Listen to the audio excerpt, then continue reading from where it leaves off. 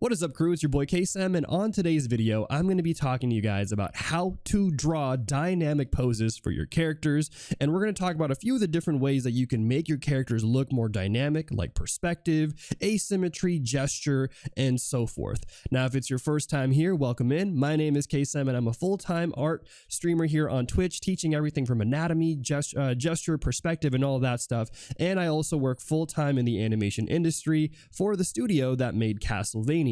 Right now, prepping to work as a character designer on shows like Castlevania, Legend of Korra, and Invincible. So if it is your first time here, make sure to follow me on Twitch, and also like and subscribe if you're watching from YouTube. My dog is over there sleeping, so he'll be hanging out with us, but I do hope you guys enjoyed today's stream.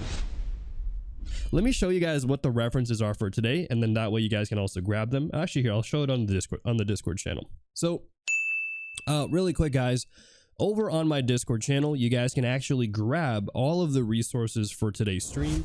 And these are ones that you can follow along with. So this is the worksheet that we're going to be covering today. We're going to tackle 3 different poses, each of them kind of covering a different aspect, I think, of dynamic posing and how you can get your characters to look a little bit more interesting than maybe the standard static pose. I'm also giving you guys a worksheet that we covered on day 11 of my bootcamp, which was the, I believe, arms day.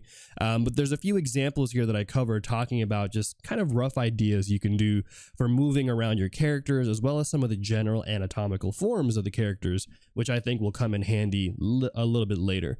And then last but not least, I'm also giving you guys the back anatomy cheat sheet here, which also covers a few things in relation to the gesture of the torso.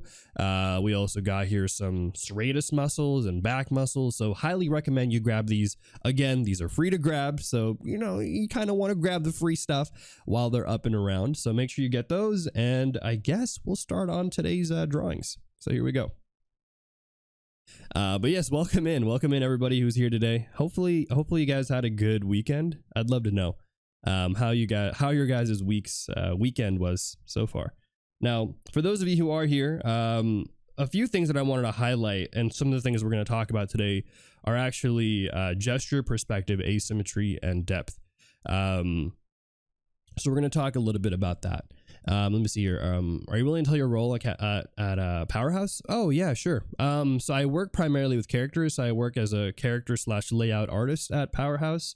I mostly do stuff like animations for post-production. I also work on some pre-production, laying out stuff. So for example, we'll get storyboards. I need to get, you can imagine a storyboard is mostly going to be quick drawings and stuff to kind of cover the general kind of feel of the story or kind of the sequence. But then it's kind of my job to make sure it looks actually like the characters and all of that stuff. So that is what I do. That's what I do at Powerhouse. Great question. But okay, yeah, so we're going to talk a little bit about a few examples that I have here for today. Now, I have here kind of a few references that I've just kind of picked out for you guys, ones that I think will be fun and stuff to kind of go over. And I think for today's stream, what I'm going to do is I'm going to kind of show you guys different ways to kind of go over drawing your characters that maybe are not specific to like having the anatomy correct or whatever, but really relying more on the overall flow of things. Now for this one here, I want to go over just doing some of the gesture for this character. So we're going to go do one example here where we're going to utilize gesture as our main kind of focal point here for pushing some of the overall look and feel of our character design. Okay, or not a character design, sorry, over posing of our character. So I chose this reference because I feel like this pose right here has a lot of good gestural curves, not only with her pose, but even some of the shape language she has here with the spine curving and the legs and all of that stuff.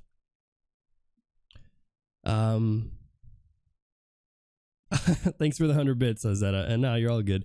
And again, guys, I haven't told you guys what show I'm working on, whether or not it's Castlevania. I'm not going to tell you guys, but I do work for that studio, and yeah, they are technically working on Castlevania, so we don't know nothing. Nah, you're good. You're good with the TTS. I like the TTS messages. I think they're funny. Did you know that you'd be expected to do what you'd be expected to do as a character artist before going in? Was there anything that caught you off guard? Oh, yeah, actually, Yeah, interestingly enough, there was a few things that caught me off guard. There was a lot of more animation than I thought I'd be doing for the role.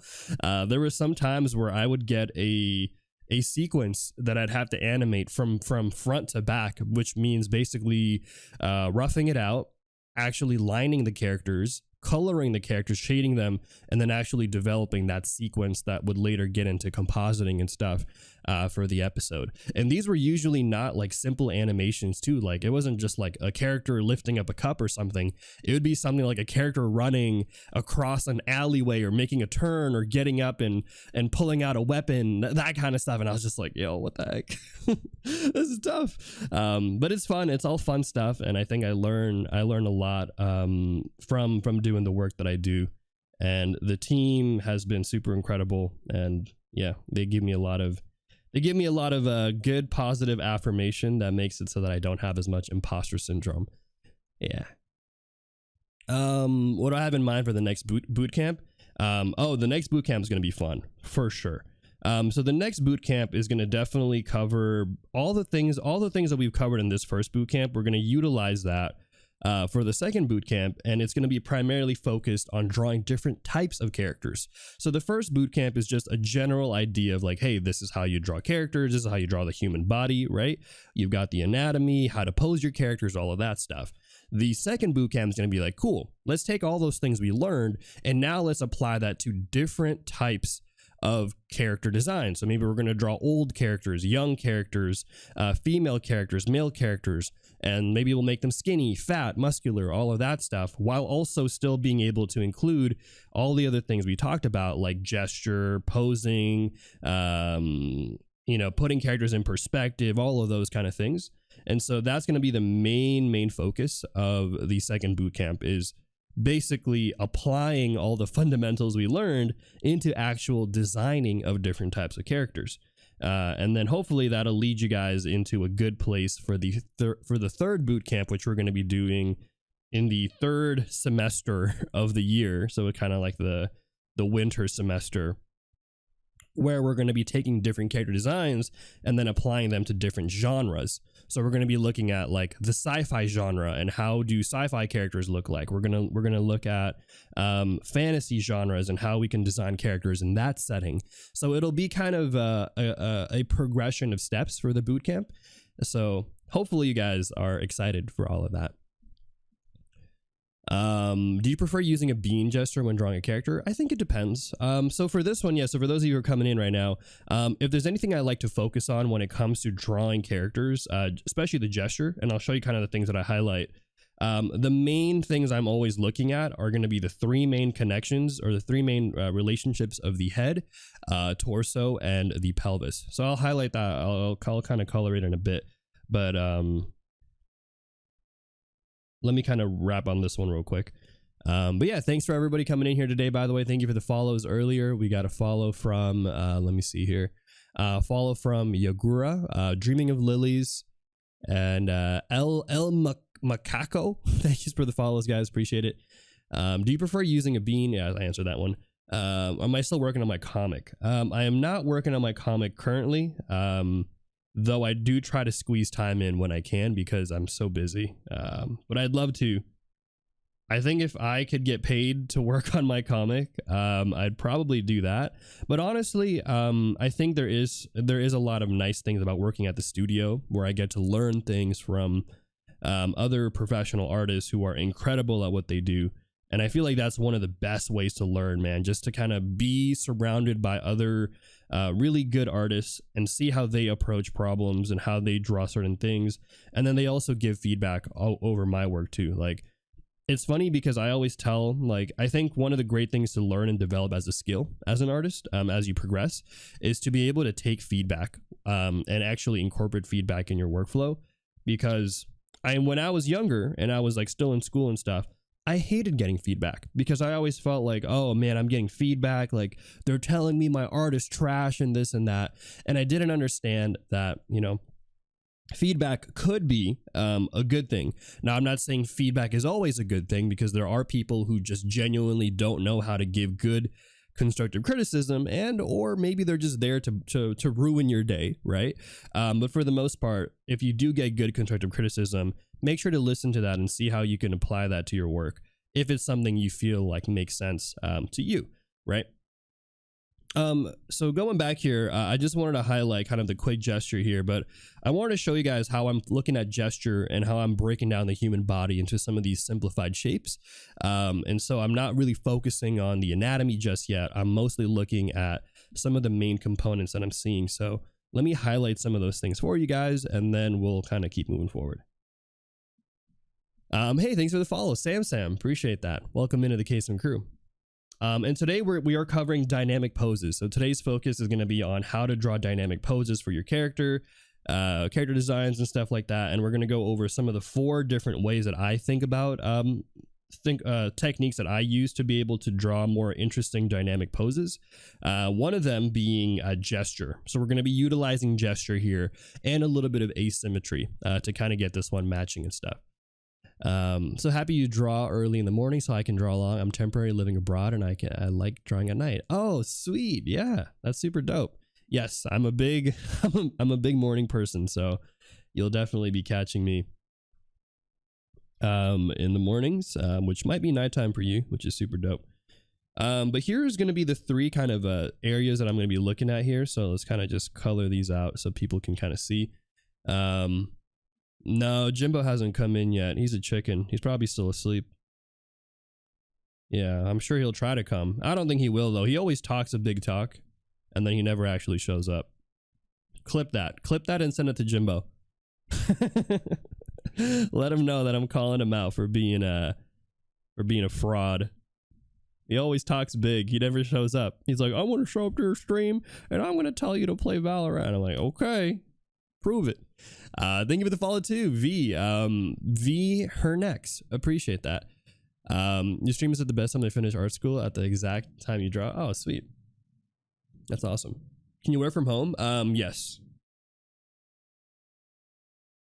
So I do work from home at Powerhouse, though.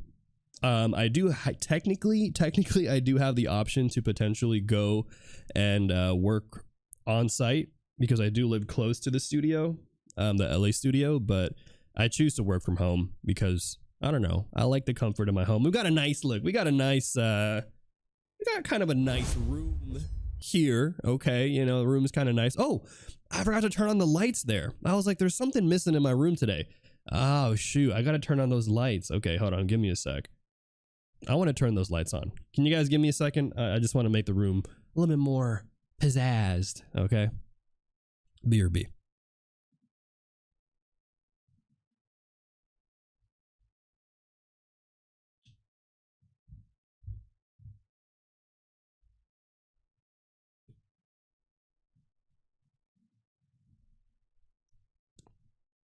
Okay. There you go. All right. Blue lights. There you go. There you go. I gotta have a little Kaycem pizzazz out here. All right, there. Those very necessary blue lights for a streamer. You know what I'm saying? You gotta make it look nice and make it look good out here. But cool. Let's go ahead now, and I'm just moving up my iPad. Let's go in and let's continue drawing. Let's see. I'm trying to line up here. Perfect. Why does it look slanted? What did I do? Let's see here. For stains of sorts? Wait, what? Is Arrow a good guard dog? He is a good guard dog. Yes, he's actually a very effective guard dog, surprisingly enough. He has really good ears, and he will bark at everything that walks by. Otherwise, he doesn't bark. He's a pretty quiet dog. But when he hears something he's not familiar with, he will bark. But here's the head, right? So we got the head here. We've got here the torso. And then we've got here the pelvis, also known as the hips, right? So personally, I think if you can kind of lock this down, I really feel like this is going to be it. This is going to be the general shapes right here that you can utilize. And as long as you have the understanding of the relationship the relationship here of these three components, I feel like you'll be able to make some really fun, interesting, cool gestures. So for example, we can actually take some of these forms and let's actually move them around a little bit. So let's say, for example, I want to kind of break the asymmetry a little bit like this. Maybe I'll tilt the head back a little bit more, you know, create some rhythm there. And so these are some kind of cool things we can do with the structure of our characters to kind of give it a bit more of an interesting flow. So like here, now that we have all of this, let me actually kind of do it in red here. You can kind of see here we have like this rhythm of the torso kind of curving this way, right? But then we also have like a counter rhythm here of the hips going this way. And so then we can try to maybe find another kind of counter rhythm here, like maybe this one like this, a smaller rhythm. And then when we actually add in the arms, we can kind of utilize that as well as a kind of a nice asymmetric rhythm.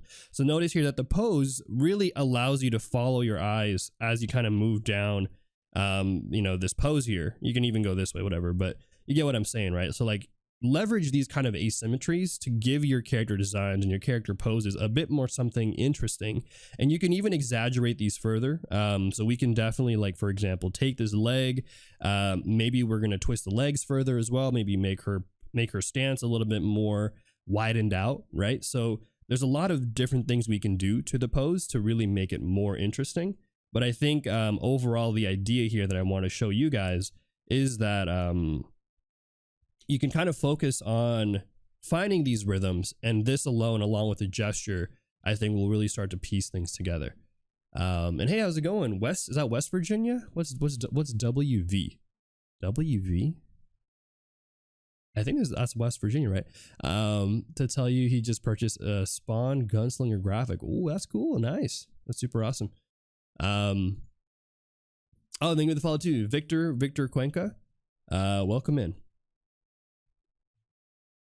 Oh, okay, but let's go in now and let me actually finish off and draw out the rest of the pose here that we have. And I'm going to utilize, I'm going to keep the same layer here that we've got locked in. All right. There's no way she's throwing a good pitch with that form. I don't know. Okay. To be honest with you, I don't really watch baseball. I'm sure there's some people here who can tell me whether or not this is a good form. Yeah, it looks pretty good to me. I mean, I'm sure it's gonna be a good pitch for sure. Got the wind up, the build up, everything. At the minimum, she's gonna be distracting people. And I think that in itself is a tactic that could be effective, right? I don't know. Again, I'm not a baseball person, so I got no clue. Thank you for the follows, by the way. Victor, Chun, and Perco Locos. Thank you so much, guys. Appreciate all the follows today. Hopefully you guys are doing well out here, and I hope you guys enjoyed today's stream. Genuinely. What did I say? I just said should be distracting people. People are gonna look at her form and be like, yo, what is this? That's not how you throw a ball, you know, and then they're gonna get distracted and then they're gonna miss. That's what I was saying. Well, all you guys saying what? Huh? You guys are, I should be whatting you guys. Huh? Yeah, hit him with a Kaycem floosh out here. But yeah, right now for the arms, I'm just kind of going in here and I'm just kind of laying out the general kind of shapes here, right? So notice again, we're keeping all those rhythms. And as for the arms and stuff here, I'm using kind of those general cylindrical shapes that we've talked about in the past, but I'm leveraging that as I go in and kind of piece together the overall gesture that we have. But as you can see, this is going to be the overall rough gesture that we have over here. So it's a pretty solid gesture. You know, pretty kind of chill, simple pose. And then maybe I'll go in here and just kind of add in the rest of the kind of the form, right? Rest of the structure there. What were you saying, Kaycem? Sorry, I was attracted by her form. You guys are so troll. That's a good comment. All right, I'll give you points for that. That's a good comment. Wilding out here. After the 30-day bootcamp was another day. Yes. So again, I actually talked about this a little bit earlier. So someone asked this earlier, but I would say basically just know that there's going to be a lot of stuff after this 30-day bootcamp. We're going to be hitting A lot of more difficult topics, but also fun topics, one that'll still be beginner friendly, of course. But yes, there are going to be plenty of other things in the next upcoming bootcamp that I think will be great. And just think of it as an application of all the things that we've covered so far out here on this current bootcamp.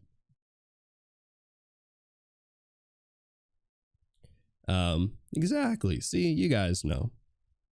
But yeah, again, welcome in everybody who's coming in today. If it's your first time here, glad to have you on here. And I know we've gotten a few follows out here today, so thank you so much for all the follows out here. I would love to know, for those of you who did come in here and follow my stream, how did you guys come across my stream today? Was it through recommended? Was it through a raid that I just didn't know about? Was it a friend of a friend who told you about my stream and was like, hey, you should check out Kaycem because he, I don't know, he's on Twitch or something. And you're like, oh, who's that? Kaycem? Never heard of that guy. Never heard of him. Oh, recommended, huh? You got rated today? Just now? Did I really? Oh, you mean before from Young Nails? Okay. I was like, wait a minute. Like, I got rated right now. Uh-oh, I totally missed it. Okay, but that's good. It was from an earlier raid. Got it. Nice. Recommended as well. Use your discount code to get your Sketchboard Pro. Thanks for the code. Hey, nice. I hope you enjoy it. Genuinely. Again, I do think it's a really great product, and it's one of the things that has been a huge game changer for me in my own personal workflow. And yeah, so I hope it's helpful to you. But that's great that you got it. Hopefully you got it already. That'd be super dope. You saw the pose. Nice. Well, it's from YouTube. Hey, no way. Wait, really? Wait, actually? Are you really from YouTube? Wow. I'm shocked. People are actually coming in from my YouTube channel. Let's go. Young Nails Inc. Right. Guys, if you didn't know, I got a YouTube channel. A certain cult leader? Yes. My favorite cult leader. Cabal. Wait, I can't type YouTube. Don't go to my your link. go to my YouTube link. What the heck's a your link? Yeah, there you go. I do have a YouTube channel, guys, and I upload 2 videos on there every week. All the tutorial videos and stuff that you see, they are over there and free to watch. So yeah, make sure to check those out if you haven't yet. All the previous days of my bootcamp are going to be uploaded over there, so make sure again to tune in for that one. But anyways, we've got here kind of this pose for this character, right, for this gesture here. And again, I'm keeping it nice and simple for you guys today, just kind of talking about the overall gesture that we're seeing. We're not really going into all the anatomy just yet. I think for a later pose that we're going to have, I'll show you guys how we're going to tackle the anatomy for that. Okay, so buckle in for your seatbelts for that. Thank you for the follow, Carlo, and also Space Mage. Just appreciate all the follows today. But okay, so let's go in here now. So now that we have an overall rough gesture, as you guys can see, we got all the poses and stuff here. Let me kind of go in here and let's actually start adding in some of the details and maybe even pushing some of the details just a little bit more to see what we can do to make it pop and all that good jazz. So here, let's kind of go in. I'm just gonna add all the details for her. Why not? Start from the top here. But again, I think for the most part, this is really going to be the core stuff that we tackled in the beginning there. I think is really the main stuff that I think is most important. Just make sure you're going in there, adding in some of those gestural structures, adding in some of those forms, that asymmetry that we talked about, right? Getting a little bit flexible there with your character. And don't be afraid to, you know, make your characters maybe bend a little bit more than what they normally can do. Or maybe if you feel like they're supposed to be a stiff character, you know, make them look and feel a little bit more stiffer than maybe what a reference might give you, right? But yeah, thank you for thank you for all the follows today. You guys are wilding in the comments. So yeah, and I think right now, again, gesture can be approached in many different ways. Personally, whenever I draw a character gesture, I again focus on the 3 main components of the head, torso, and the hips. And I think from those 3 sections, right, if you can get something that matches well, I think that's really the main thing there, right? So just make sure you have those things locked in, because otherwise the arms, like the legs and the arms, those things are just attachments of the body that you can just slap on top. So as long as you have the head, torso, and the hips, that makes sense. I feel like adding in the arms and stuff afterwards shouldn't be, I'm putting quotes on here, shouldn't be too difficult. Oh shoot, right, I do run ads on my stream every hour. One's running right about now, so if you do get an ad, thank you again for sticking around for the ad break. Appreciate it, guys. If you got surprised by an ad, that's on me. Apologies.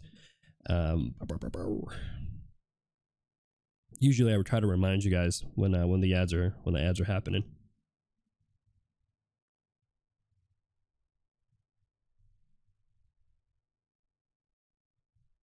All right. I don't care. I will date a. You never know. You never know, you know, what people like. This person right here, she might be totally into artists. You know? You never know. She might be like, wow, you're into art? That's so cool. I love AI art. It's my favorite. I used that Lensa app recently. Can you draw me like those Lensa apps? And you're gonna be like, bruh, get me out of here. Nah, I'm kidding. Oh man. Thank you for the follows to P Sung and everyone else coming in here. If you have a spare $8.99, you should get Twitch Turbo, so you don't have to see ads on any stream. Sheesh. That's actually super dope. I always forget that Twitch Turbo exists, and now I think I should probably get Twitch Turbo too. Oh man, Twitch Turbo. Let's see here. Show me the full image of your profile picture of you as a mermaid real quick. Wait, what? Show me the full image on your profile picture of you as a mermaid. Talking about me? I'm not a mermaid. I got AI to go dark on you. What? But yeah, welcome in everybody. If you guys are back from the ad break, thank you again for coming in here, and I hope you guys enjoy today's stream. Again, for those of you here for the first time, let me go ahead and give you a quick little intro about myself for those of you who are wondering. My name is Kaycem, and I am a Filipino art streamer here on Twitch, and I teach everything from anatomy, gesture, perspective, to all things related to character design. And I also work full-time in the animation industry for the studio that made Castlevania. Right now, I'm prepping to work as a designer on shows like Castlevania, Legend of Korra, and Invincible. So if you guys are interested, again, in some free art education, you like anime or animation, what else? If you like, I don't know, my dog who is sleeping over there, he's over there laying down, do leave a follow out here. It's a pretty dope community. We're pretty chill, I would say. And yeah, you know, yeah, I teach art, but it's not like this is it's not like your everyday school class, you know what I'm saying? It's definitely, I try to keep it fun, so that's, if there's any consolation to that, I do try to keep my streams as engaging and as fun as possible. You guys can, again, you know, grab the worksheets that I have, you guys can follow along, or you can just hang out here. That's completely fine too. I always welcome people who just hang out and lurk and listen while we're chilling out here. Let's see here. Oh, thanks for the follows. Envious, Caster Creep, and also Mitty. Wow, so many follows. Right, that's true. Yeah, right. The turbo thing actually still helps the streamers and stuff, so it's kind of like a win-win situation, which I think is super dope. Turbo. Twitch Turbo. How long does my iPad battery last using Procreate? I have no clue, because I have it plugged in at all times. I'm a fiend, okay? My iPad is always getting juiced up, which is why I actually really like this stand. I'll show you guys really quick. So right here, you can actually see how you can actually insert the charger into the stand, and it'll just, you know, you can just charge your iPad that way. So super nice. Never have to worry about my iPad dying. But I don't know. If I had it unplugged, I have no clue how long that would last, to be honest. How do you have the keyboard hooked to the top of the stand? Oh, just Velcro. Some good old Velcro stickers usually does the job, and yeah, that's about it. Velcro stickers. They're pretty stable. You can stick them off, take them off pretty easily. But yeah, that's just what I do. Wow, so many people coming in. What the heck? Any tips for eye proportion? Yeah, so okay, let's see. I'll do it for this one just because we're actually drawing a face here. But I would say the best thing that you could do for eye proportion is to actually use this technique called it's called the Illuminati triangle technique. I know it sounds crazy. I made it up. But the idea here, I'll do it on some of the drawings I've done here in the past, is you basically take here, we'll do it on a new layer. Okay. Easy technique you can do. Take the ends of the brows, ends of the eyes, ends of the nose. And if you line these things up right here, it should make a nice triangular shape like so. And this is actually super helpful because one, if you take here the end of the nose too, and the ends, again, all of these things, you get this lineup, but you can also use that to figure out where the inner portion of the eyes are, right? So now not only do you have here the outer length of the eye, you also have the inner length of the eye. And then on top of that, all you got to do to figure out the eye placement is take the top of the head here, not including the hair and stuff, right? You go in here, find the halfway mark, and that's where you place it. And you can do that in side view, like right here. So his eyes are going to be a little bit older. So his is going to wrinkle a little bit there, but you can kind of bring it back, right? Again, bring in those proportions. Going in here from the top of the head to the bottom of the head right here, halfway mark, like so. You can do that again in this angle, right? Easy peasy. So that is what I normally do for drawing character proportions for eyes and stuff. An easy technique you can utilize. And the great thing about that technique too is you can even use it for stylized faces. So if you want to have a really long face, you can do the same thing. If you want to have a really wide face for a character, you can do the same thing as well. Now it might vary depending on the style as well too. So obviously take it with a grain of salt and you know, use it to whatever makes most sense to you. But that's what I would generally say is a pretty good strategy for drawing in faces and stuff. But yeah, if the face is tilted down heavy, yeah, you can do the same technique. Again, it's a technique that is focused on proportion. And so as long as your human proportions are relatively cohesive, you can utilize this technique pretty consistently across your design. So I'm actually going to use it right now. Let's go ahead and kind of find here the lineup, right? So you can actually, again, use that there. Boom, boom, boom. Nice and easy. Now, I usually am more dramatic about how I present that technique, but yeah, that's just what I'll say for now, is just use that technique as a good place to start, right? You can use it as a good place to start. And then obviously a little bit later, if you want to, you know, develop your own technique or find your own kind of proportions and stuff that work for you, go for it, right? Nothing is holding you back from doing that. So that's what I usually tell people, right? Is like a lot of my techniques and a lot of things I teach out here is not necessarily to be like, oh, this is the only way, like you artists must do it this way if you want to be successful.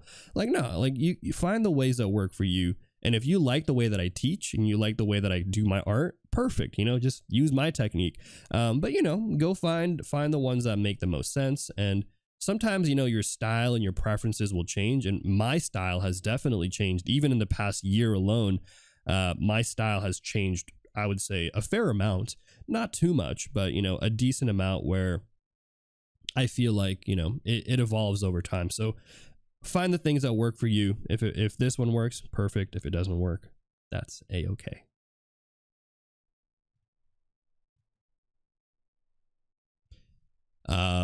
Let's see here, something like 6 to 7 hours. Wait, what was that about? Was that about the iPad, how long it lasts and stuff?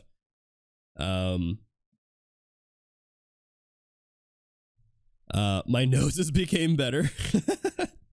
A lot of things I think got better. The way that I draw my poses, the way that I draw my faces, the way that I draw my expressions, variations of different types of characters. So I think, you know, I think for those of you who are trying to get better as artists and stuff, something I want to let you guys know as well, and again, is that, you know, sometimes you feel like you want to get better so quickly, like as quickly as possible and stuff. And you're kind of like in this rush to get better quickly. But I usually tell people that, you know, art is a long process, right? Art is a very long process. It's getting better, sorry, at art is a pretty long process. And so, you know, don't feel like you have to try to be the best ever today and try to learn everything today, right? Focus on particular things that you're interested in and take your time. So for me, I was like, okay, well, I wanted to learn poses, so let me go ahead and learn poses. Let me learn some anatomy for another month, right? And then slowly over time, I was developing, you know, skills and stuff that I felt like were necessary for me. But it wasn't like I was trying to learn anatomy, perspective, and gesture and dynamic poses and character variation and all of that in like a month. That just seems insane. No matter how good you are, and no matter how often you draw, a big part of being better and getting better as an artist is all about mileage too. So, yeah, some things simply take time. Exactly. You build mileage, because here's the thing, right? If learning and getting better was as easy as just watching a YouTube video, we would all be god tier artists. We would all be incredible artists, professional artists, right? We wouldn't even need to practice. We would just binge watch YouTube videos for anything we wanted to learn, and then that was it. But that's not necessarily how it works. Just because you have the quote unquote knowledge of something doesn't mean you actually have the skills to execute on said knowledge. It might help you in the long run to better understand things, but again, you know, try to focus on a few things at a time, get better at those things, and then, yeah, it'll pay off. I don't know if I want to talk about clothing folds today. Do I want to talk about clothing today? Nah, not really, because it's not. I mean, you can use clothing to make dynamic poses or make poses more dynamic, but I think we're okay for today. Maybe another day I'll go over some we'll do it on another day for sure. Maybe like day 28 or 29. We'll do some of that for sure. Thank you for the follow. Otof Poo, ZJ, Ensan, Unity Learning, like Unity. Thank you for the follows news as well. You make digital painting tutorials? I make art tutorials in general as a digital artist, but my tutorials are not specific to digital art, if that makes any sense. Let me know if that didn't make sense. But basically, this stuff that I teach out here on Twitch is not only for digital artists. You can be a traditional artist and hopefully find my content valuable. Hopefully. I always put a asterisk there, because I think the measure of how helpful something is very much subjective and changes with person to person.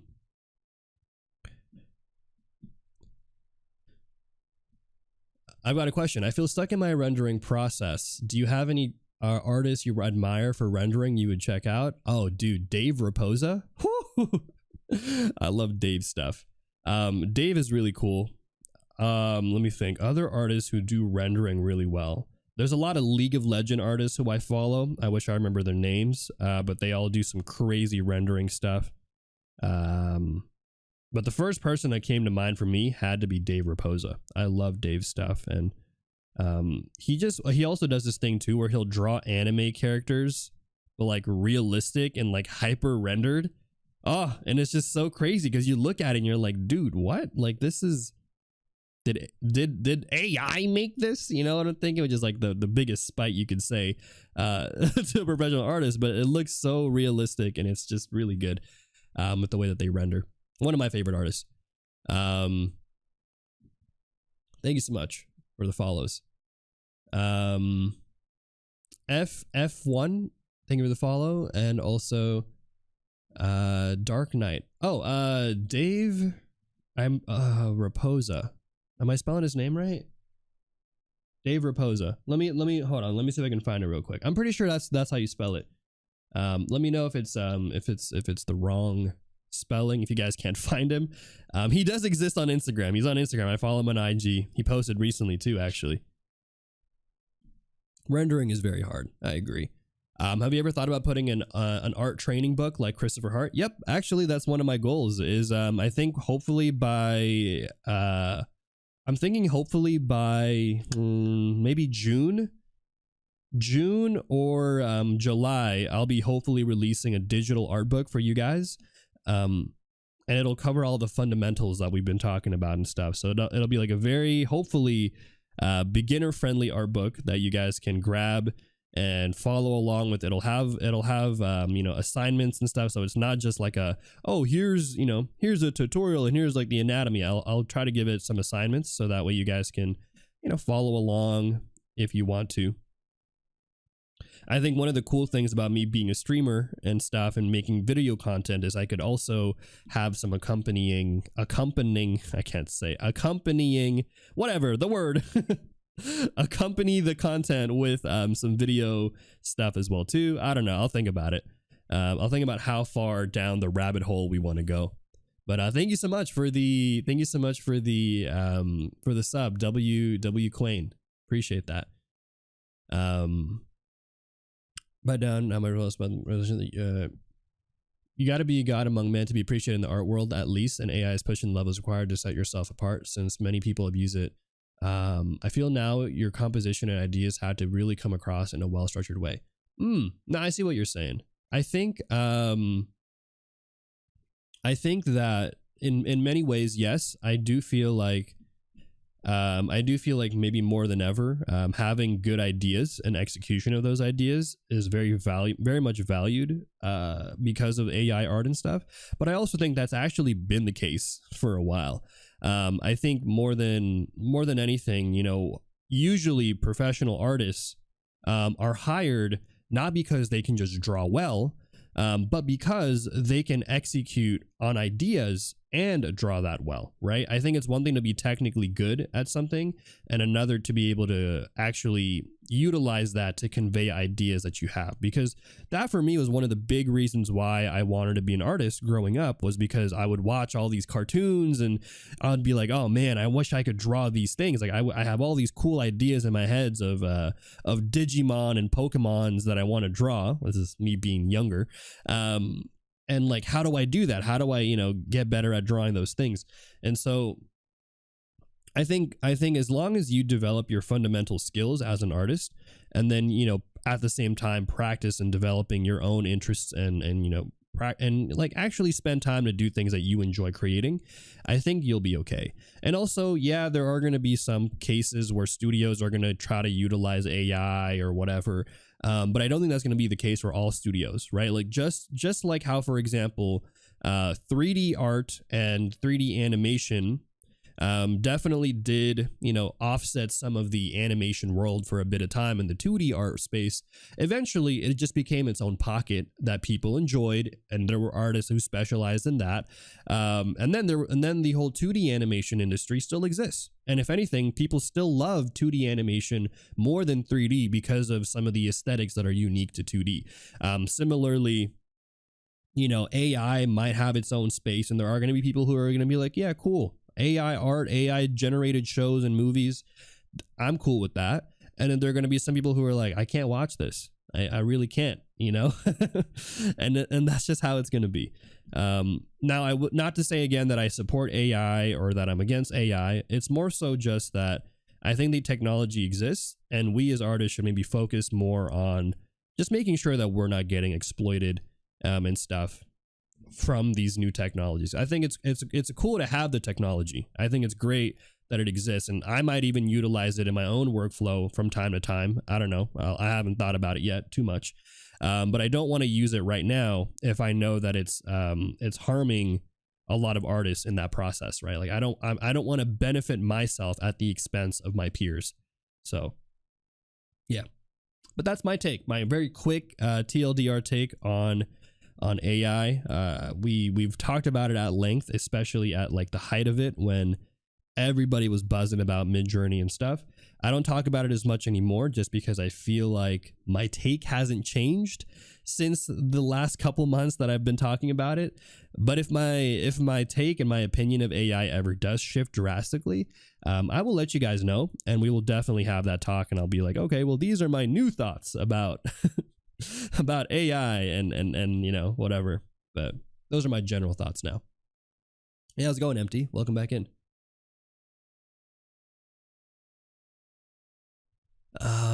Thank you for all the follows too, W Quain and everyone else coming in here.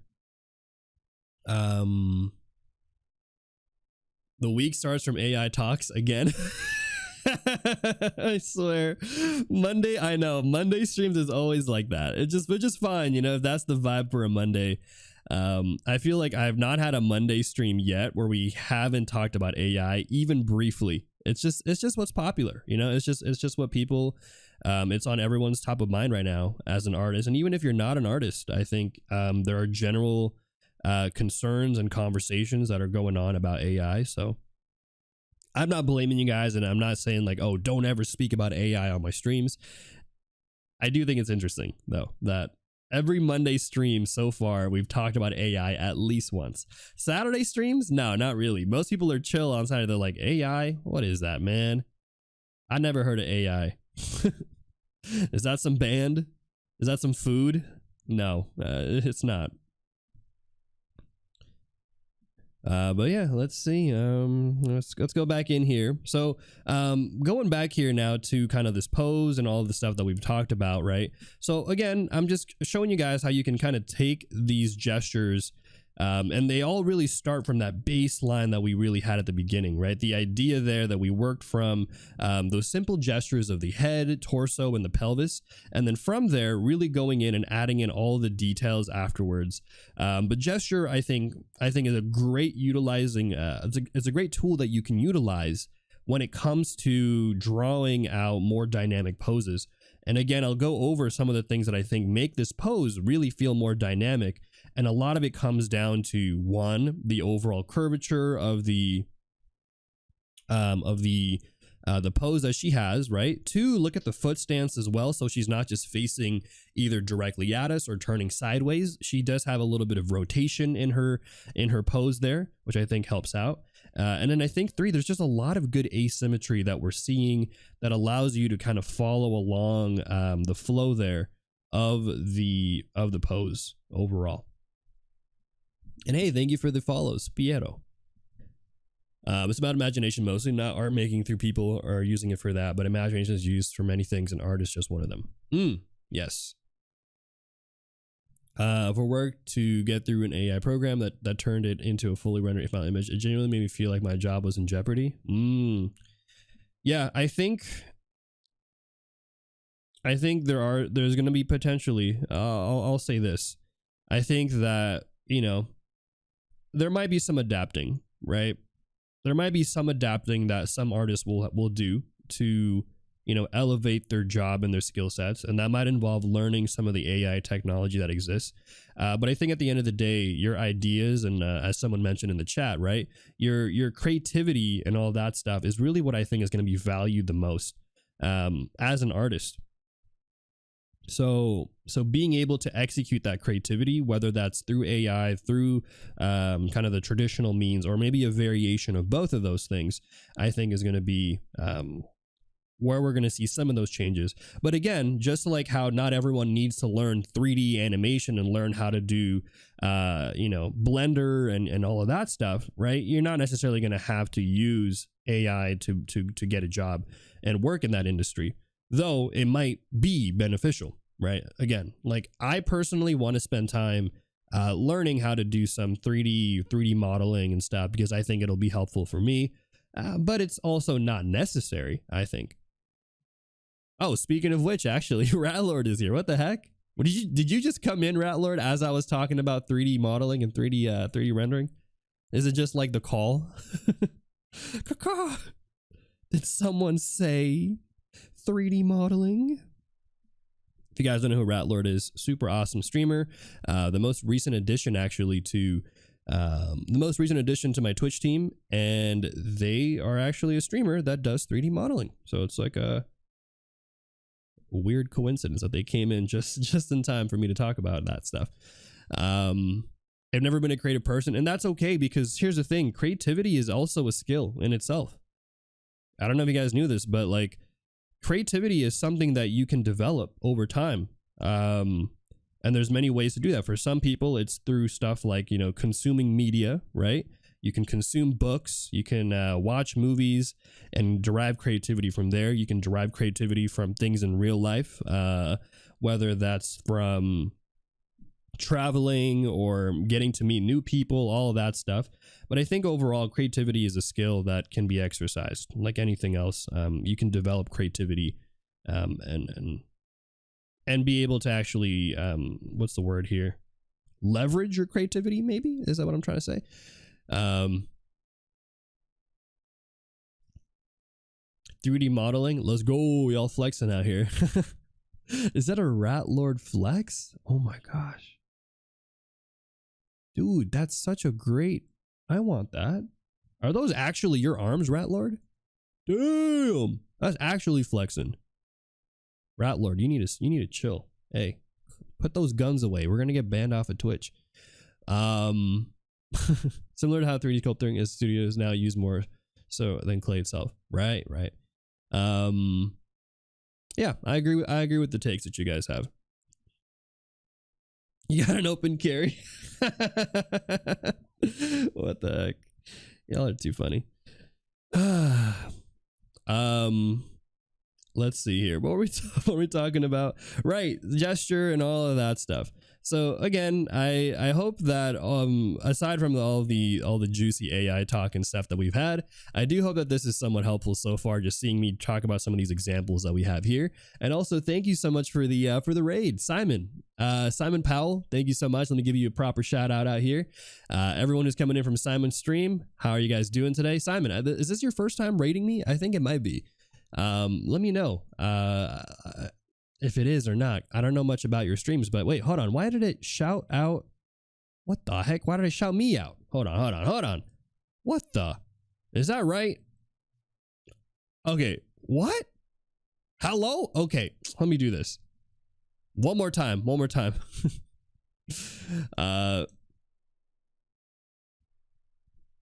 There you go. We're going to do it like that. Yeah, super weird. But let me go ahead and check out your stream. Let me give you a follow if I haven't yet. I don't think I have yet. Oh, super dope art. Oh, dude. Traditional artist. I love traditional artists. I am always for traditional artists. One of my favorites artists to watch are always traditional artists. So I'm definitely going to leave you a follow. Thank you so much for all of that. I appreciate that. And for those of you who are coming in here for the first time, let me properly introduce myself as well. My name is Kaycem, and I'm a Filipino art streamer here on Twitch. I teach everything from anatomy, gesture, perspective to all things related to character design. And I also work full-time in the animation industry for the studio that made Castlevania. Right now, I'm prepping to work as a designer on shows like Castlevania, Legend of Korra, and Invincible. And so if you guys are interested in some free art education, you guys like animation or anime, or you like my dog who is KO'd over there, do leave a follow out here on Twitch. And also, if you're watching from YouTube, like and subscribe. And I hope you guys enjoy today's stream. Today's stream, we are covering dynamic poses. And so we've actually got here 3 different references that we're going to be covering out here. So we got this first pose right here that we're covering right now. We talked a little bit about gesture and all the basic forms there for the gesture. And then we also talked a bit about, I don't know what these lines are, what these layers are. But we're also going to have here 2 other examples that we're going to cover today. I'll actually show them to you guys really quick. So we're going to have here lean beef patty. We're talking about them in chat right now. And then we're also going to go over this super cool dope reference I found, which is this one right here. This cool dynamic shot that we have here.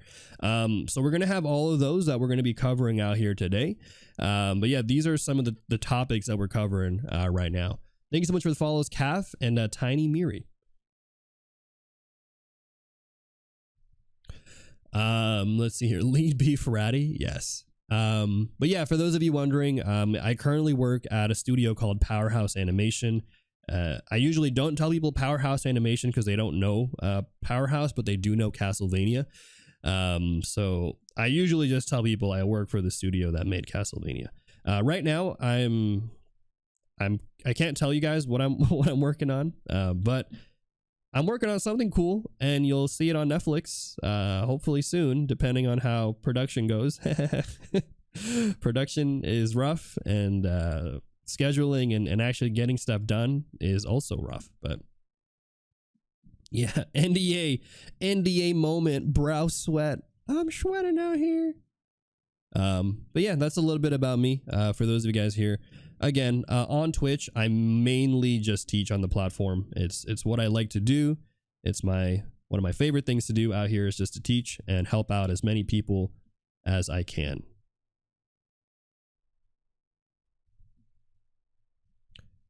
I need another show to binge. Yeah, I will tell you guys, like, when it comes out, I will obviously tell you guys what I'm working on. And then I'll even show you guys some of the scenes and stuff that I worked on directly. There's a few of them already that I can like spot out. If it does make the final cut, because sometimes they'll decide to like cut out certain scenes to kind of, you know, make it shorter or whatever. So hopefully the scenes I work on, I'll make it through. Then I'll be like, hey, look at that. I made that one. Episode this, episode 2, episode 1. That was me. Yay. That'd be super sick. But yeah, that's a little bit about myself.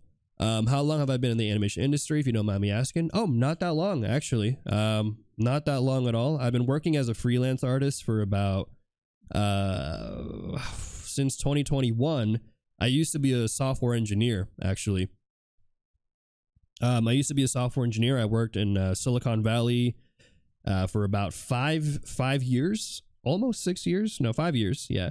And then I decided in 2020 to start drawing again and pick up drawing, because it was something I used to do a lot when I was younger. And yeah, I realized that actually drawing was something that I genuinely wanted to do full time. It wasn't just something that I wanted just to do as a hobby. And so I decided to pursue that a little bit more. Ended up doing more freelance gigs, and then was able to eventually transition into doing full-time work and stuff, and then eventually doing studio work. So but yeah, the animation industry one, that one's more much more recently that I'm working in there. So you could imagine I've only been drawing for about 3 years. Yeah. So still a bit of ways, I think, before I could call myself a like senior in the industry. No way. But you know, that doesn't mean that there's stuff that I can't share with you guys. We as a studio have decided to remove every scene that Twitch.tv streamer Kaycem has worked on, just because. Oh yeah, I think I've told you guys this before, but when I told them that I'm a streamer on Twitch, they were no joke hesitant. They were like, I was like, is it cool if I stream on Twitch still while I work for the studio? And they're like, oh yeah, it's fine. We don't really care. And I'm like, cool. Also, I have a good number of people who watch me. And they were like, wait a minute. They're like, this could be problematic. And they're like, I don't know if you should be streaming on Twitch. And I was like, please, I swear, I'm not gonna say anything. I'm not gonna do nothing. I'm not gonna cause any troubles out here. Yeah, I had to fight. I was like, please let me stream on Twitch. I cannot not stream on Twitch. Twitch is what made me who I am today. So thankfully they're cool with it, but I do have to be super careful about not saying anything. And so if I do sound vague to you guys about anything related to the work I do, it's mostly just because I'm trying to be cautious about not getting in trouble of accidentally saying something that I shouldn't have said. But I don't think I've said anything so far that would be problematic. I mean, I'm still here. I'm still streaming right now. But one of these days, my stream's just gonna cut out randomly, and you're gonna be like, "Oh no, they got him! They got him, chat. It's done." But thankfully, I think we're chilling. We're chilling out here. I want to know how to do digital art, but too busy because of schoolwork. Oh, I totally understand.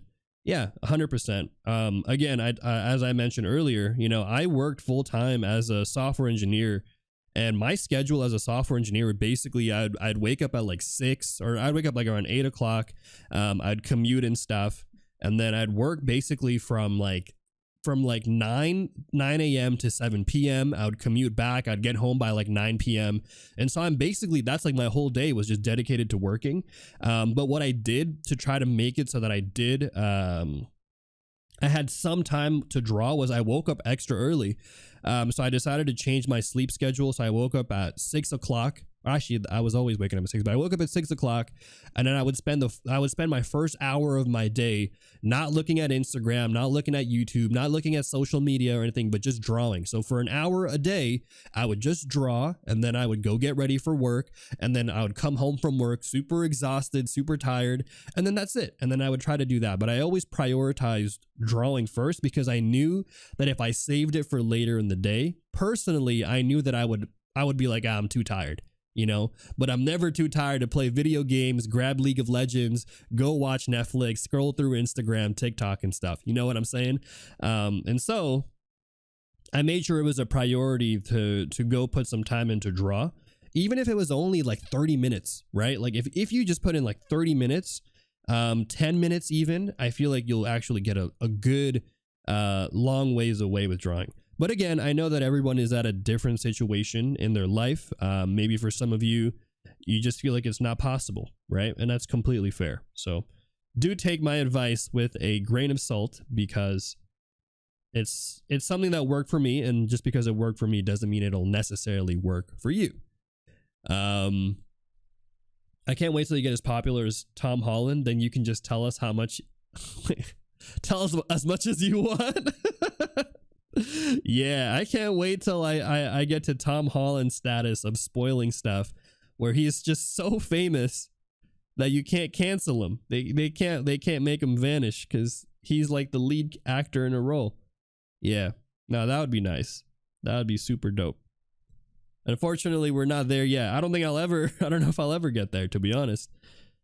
I think they treat actors a little bit differently than they do artists. So yeah, but we'll see. Who knows? Who knows? Maybe we'll get to that point someday.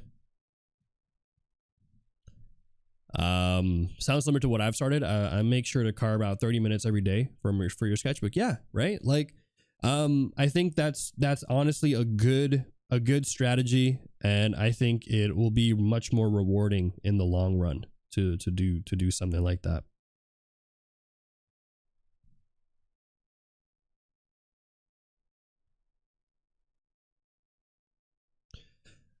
What type of software engineering did I do? Yeah, I worked as a back-end engineer, actually. So I worked in infrastructure. So I did stuff like, I initially started out with doing infrastructure work, and then I pivoted to doing more data pipelining and data processing work. So I did a lot of kind of like asymmetric batch jobs on huge data sets, doing all that stuff, processing, managing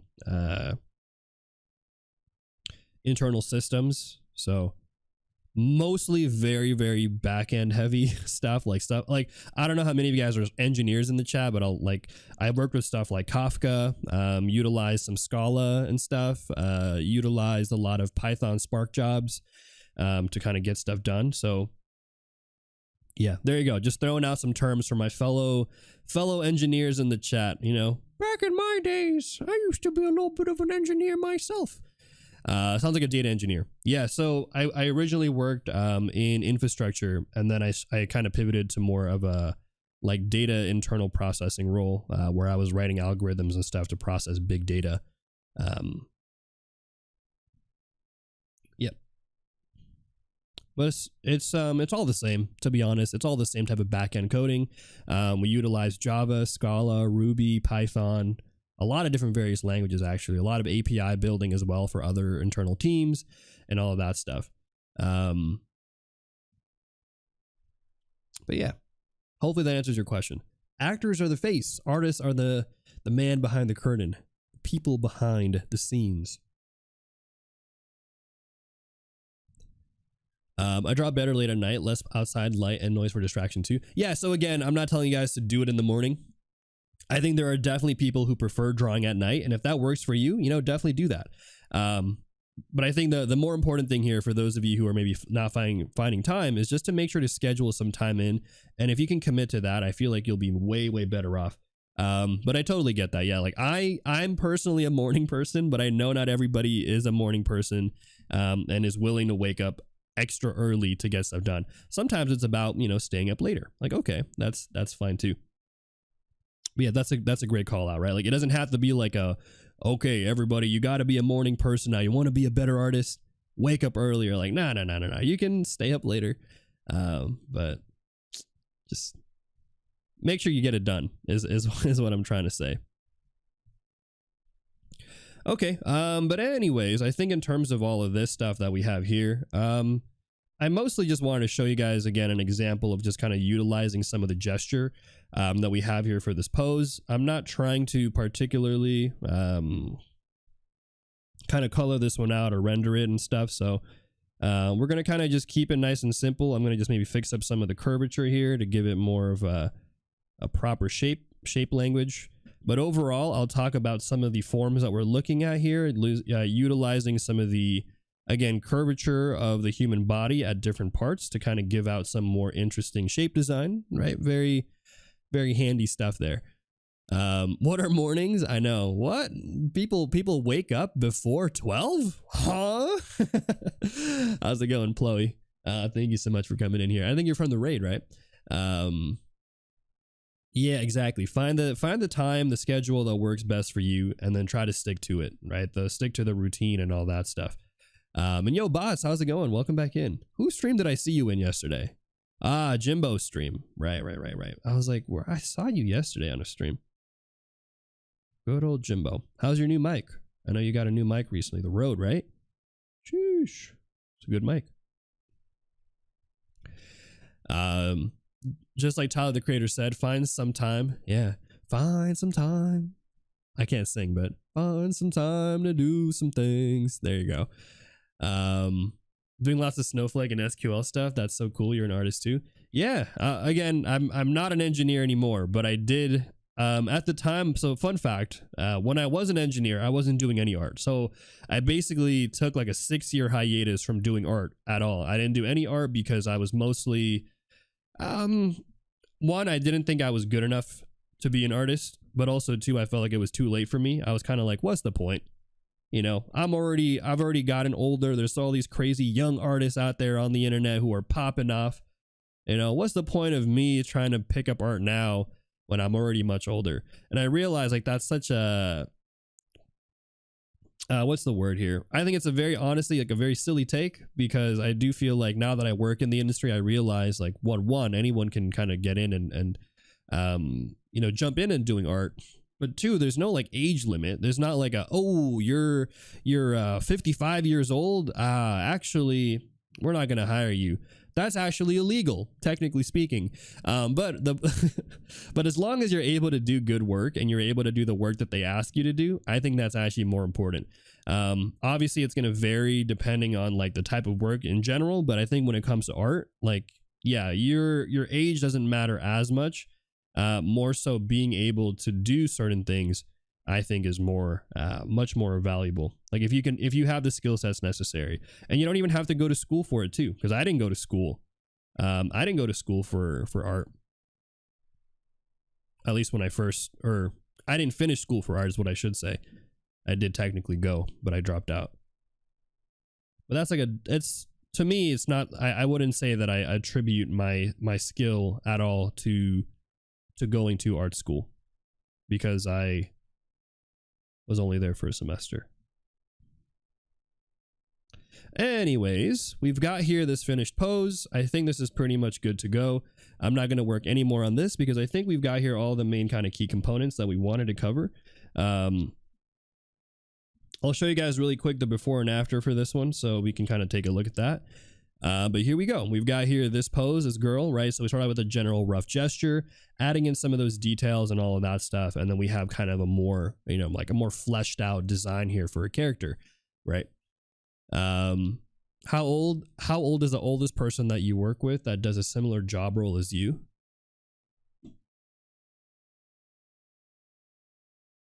That's a good question. I haven't really asked my coworkers what their age is, but probably like the oldest would maybe be like 30, maybe. I don't know. I have to. That's actually a really great question.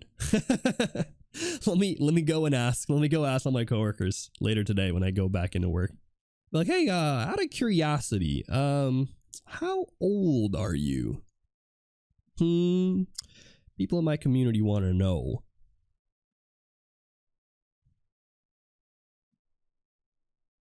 All right. I would say this is solid. Let's go ahead and I'm just gonna go color this one out really quickly, and then I think we'll be good to go. Yeah, how's it going, Xanders? Welcome back in. Surrounded by kids, basically. No. I don't think I'm surrounded by kids. There are definitely people in the studio who are much older than I am. It's more just like, if you're asking me in my particular team, there's only like, I think 4 of us in my particular production and team. And out of the 4 of us, I would say maybe the oldest person is like somewhere in their 30s. But in general, the studio is pretty varied across different skill levels and different stuff. But yeah, not babies.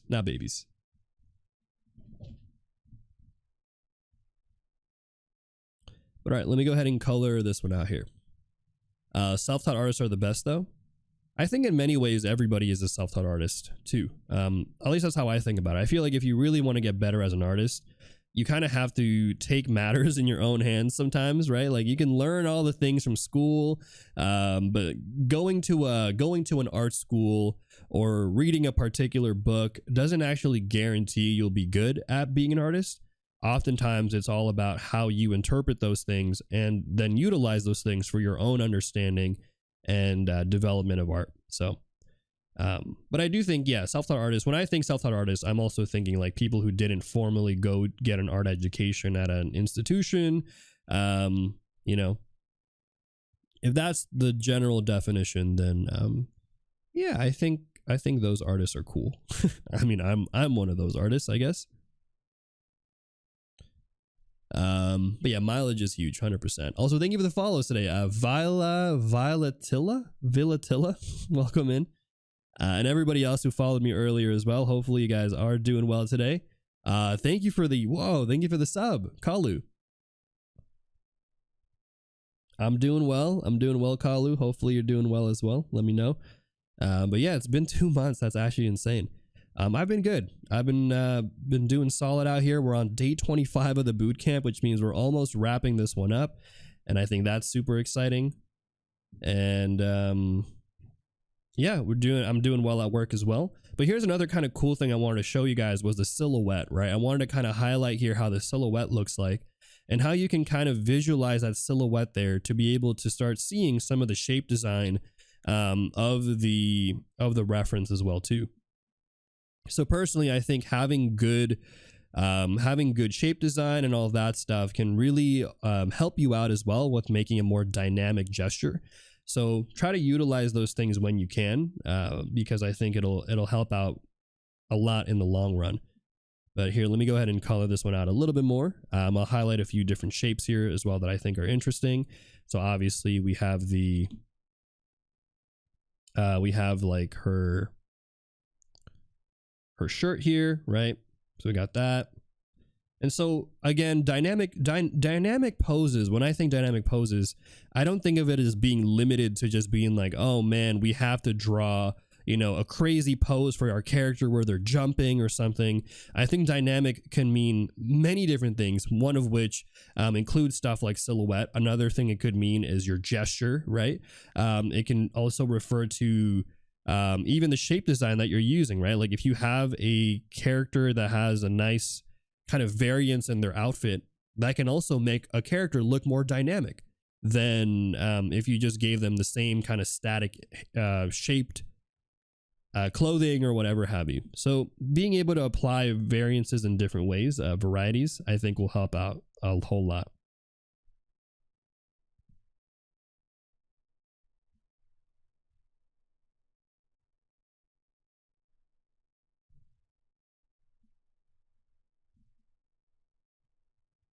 When was the last break? When was the last ad break? I think it was like about almost an hour ago. We're going to be doing another one in about 10 minutes. Yeah, we got another ad break coming up in like 10-ish minutes.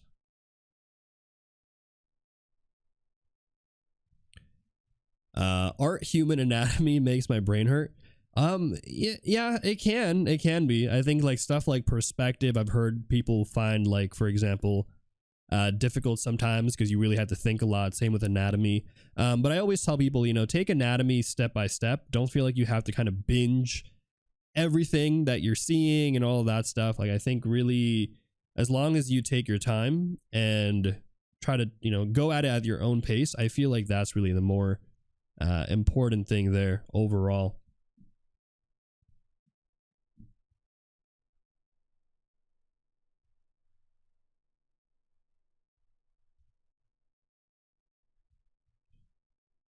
Okay, well, we've got here mostly this outfit. I think this outfit's mostly done. Just wanted to highlight kind of just some simple shapes there, you know, light, medium, dark kind of shapes, just to kind of see the overall shape language. And I think we're good. You learned some arm anatomy this weekend? Hey, nice. That's great. Super dope. Shout out to arm anatomy.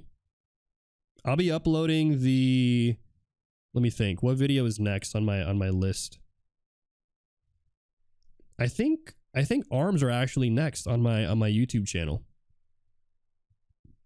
Which, by the way, if you guys didn't know, I have a YouTube channel where I've been uploading all my tutorials and stuff over there. So if you guys want some tutorial content, you like the stuff that you're seeing here on stream, do check out my YouTube channel. Plenty of stuff on there. I upload 2 videos a week, and it's been growing really well, which I'm very thankful for. So thank you to everybody who's been supporting my channel. You guys are super dope.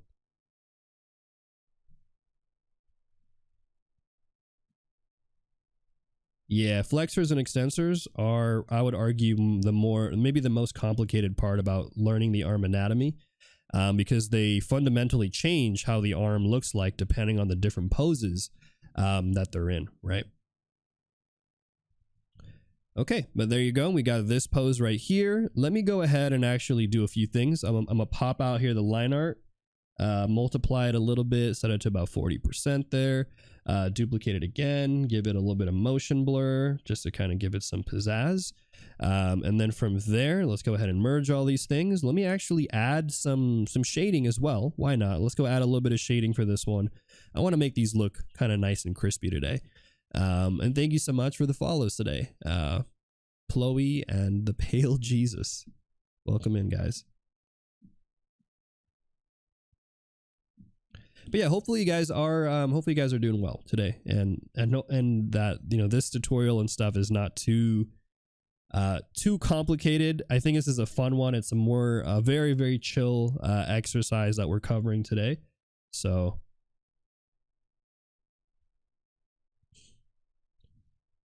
we're going to be doing a few more poses after this one. So after this one right here, we're going to knock out, I think we'll do the lean beef patty one, because I think that's a great one. And then from there, we'll see kind of what's next.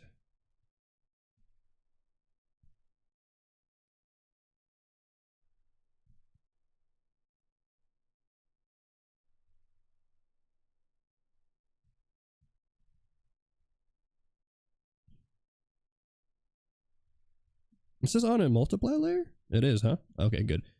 Will I be doing a shading tutorial? Maybe I will. Not too sure yet. Thank you for the follow, Shadow Souls, too. Those processing times must be wild on YouTube since you put the whole streams.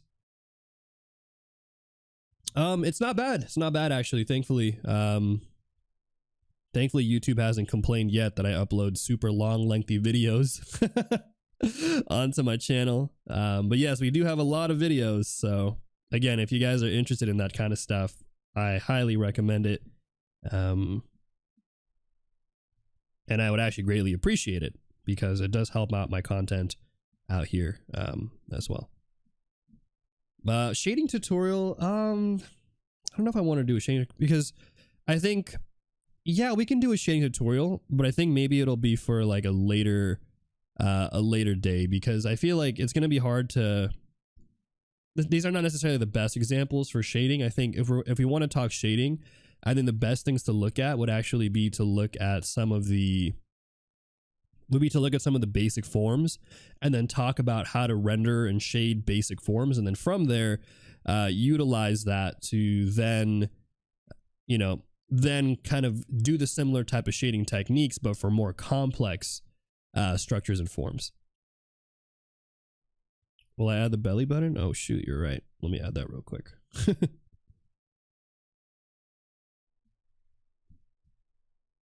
There you go.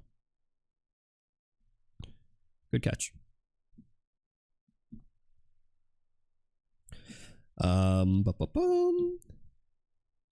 Thank you for the follows, Dragon Slayer. Sheesh. Yeah.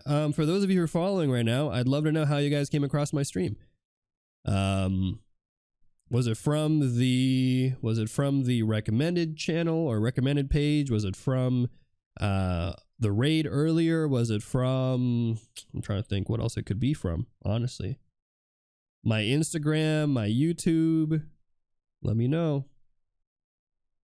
The raid earlier? Okay, yeah. I know some of you definitely came in from that raid, which I think is super dope. Shout out to Simon for that raid. Probably got to head off or sleep or something, because that's how I am. Whenever I raid somebody, I just got to dip, because I either have to go to work or I'm just super tired, hungry. So I usually just say, see ya, enjoy my community and their wildness. Oh, from the raid too, huh? Nice. Stayed for the dog. Yeah. Twitch recommended. Let's go. Nice. You scroll through the art section, was wondering why you haven't seen my content before. I don't know. That's actually a good question. Sometimes you see a content creator and you're kind of like, you know, maybe it's not the right time. You see their thumbnail, you're like, not interested. But then maybe another day you see their thumbnail, and you're like, oh, this is cool. Let me click on this. I've been there. But there you go. We've got here this pose, this girl right here. A little bit of shading, not too much, but just kind of something to give it a little bit more depth, you know, just to kind of get us started there. But thank you for the follows, guys. Appreciate it. Alrighty, let's go ahead now and let's do another one. Let's go hit it off and get another one knocked in here. Here's some of the general shading again that we covered earlier that I talked about. So let me what's the best way to do that? Maybe like this. Kind of round this one out a little bit more.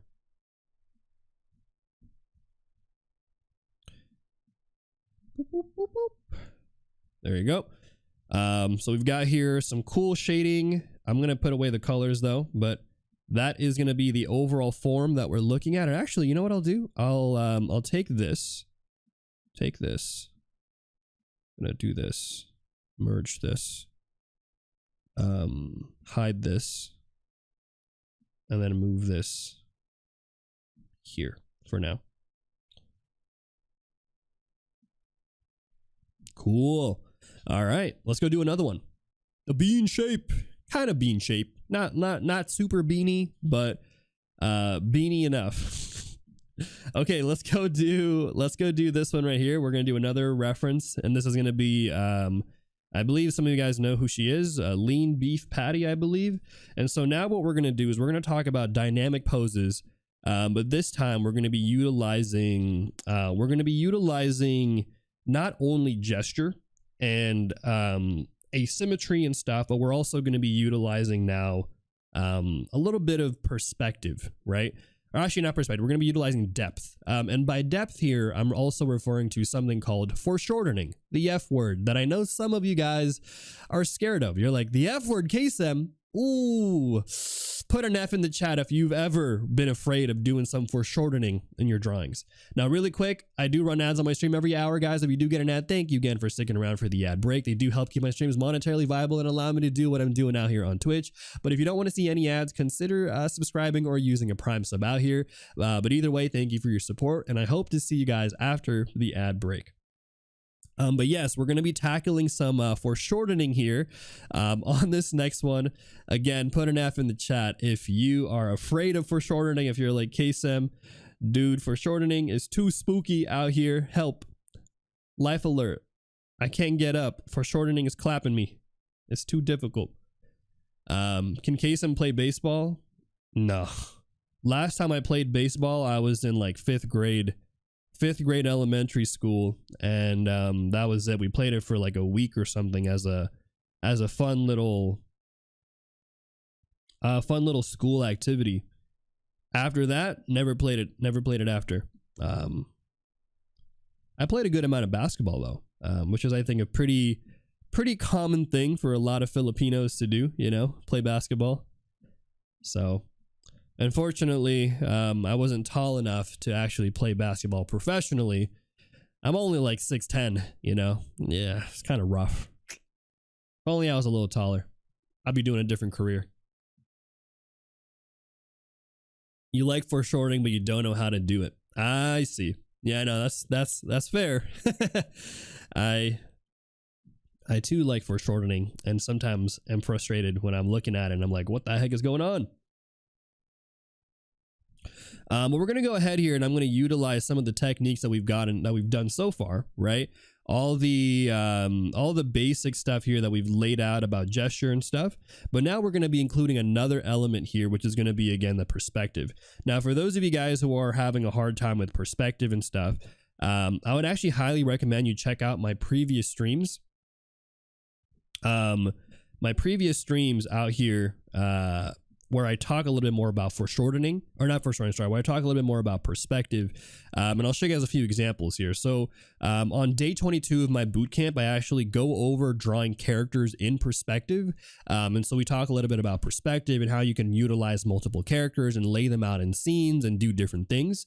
Then on day 23 of the boot camp, I actually covered how to do dynamic perspective. And so utilizing things like low angle perspective shots, high angle perspective shots, and then even drawing some characters in from imagination and stuff. And then this one right here was day 24, where I showed you guys how to take the same pose in perspective and then rotate them into different perspective angles. We covered this one on my Saturday stream. This one right here is probably one of my favorite streams that we've done in a while. I'll show you guys really quick. I'll zoom in a little bit more. But I would highly recommend, for those of you who struggle with perspective and also struggle with drawing characters from imagination, to look at this day and actually follow along with this day, because what we do is basically I show you guys how to draw a character in a simple perspective like this, and then from there, right, rotate it a little bit. So then we're going to be drawing the same pose, but now rotating it a little bit sideways. And then from there, we're going to be changing now the vertical rotation, and let's try to draw the same pose, but now from a different view. And then last but not least, we're going to go from like a top view, something more dramatic. And these are all poses from the same kind of same exact pose there. So highly recommend. Those are the other days we cover, but for this one, we're not going to be talking too much about perspective, and instead going to be focusing more on the overall elements here that make this pose a little bit more overlapped and a little bit more interesting. So one of the things I like to do whenever I'm drawing a character in perspective, doing some complex pose and stuff, is I always like to lay out where I believe the ground plane is roughly going to be about. So this is kind of where I'm going to be laying where the feet's going to be. The feet are touching right here, and there's a knee that's touching right there. And so this will just kind of help me position things in perspective and really start to build up some of the forms and structures that we got here. But now what I'm going to do is I'm going to go in and start actually applying in more of the gestural stuff now, because, you know, we've done here all the kind of placement and stuff. Now I can kind of confidently build my way back up, starting here from the base of the feet and actually going up and drawing the rest of the pose this way. Now, again, you don't have to do it this way. There's so many different ways to draw your poses and your characters, but I do think for myself personally, making sure that I make the contact here properly feel right whenever I'm drawing characters, I think for me is a very, very, very important thing to make sure I'm tackling. Thanks for the follows, Alien thought process. And if only I had the emotional motivation to actually do these exercises. You know, I always tell you guys, like, you know, you don't need motivation. Sometimes you just got to do it because you tell yourself you got to do it, right? Like sometimes you don't want to eat because you don't feel like you're in the right emotional mindset, but eventually everyone's got to eat at some point, unless you die. But for the most part, everyone's got to eat. So I highly, you know, I think of it that way too. It's like, okay, I got to draw at some point because it's something that I said that I wanted to do, something that I got to do. And so even if I'm not in the right emotional state of mind, which happens a lot,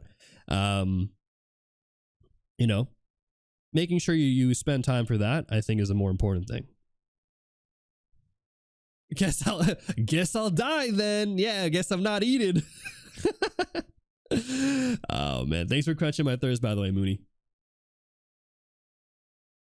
Yeah, exactly. It's all about the D word, discipline. But right here, what I'm going to do, guys, is I'm going to just kind of lay out some general forms for you guys to kind of just establish some of the structure here that I'm seeing. But again, I'm keeping it nice and loose because I'm still not adding in all the anatomy and stuff that we're seeing here.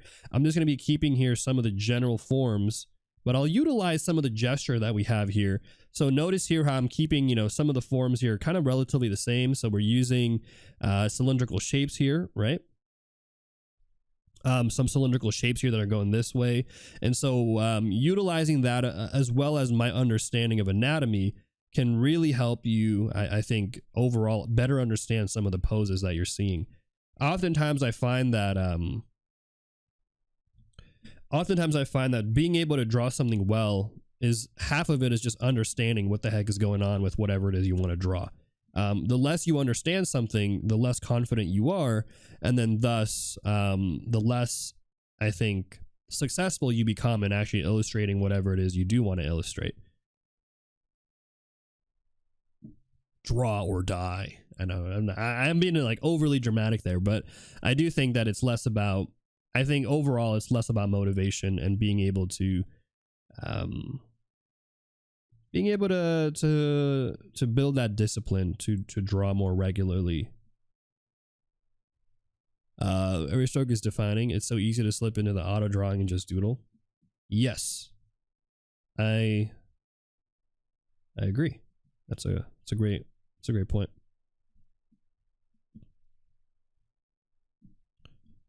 You know what? I think I actually made I made this knee too foreshortened. Let me move it out this way. She actually has a fair amount of the legs, the inner section there actually showing up quite a bit. Okay. Let's go ahead now and build that upper section there.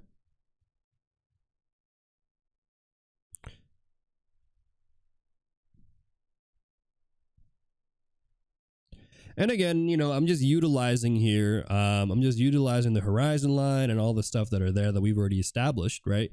And allowing that to kind of help us inform us of where we want to place certain lines and features.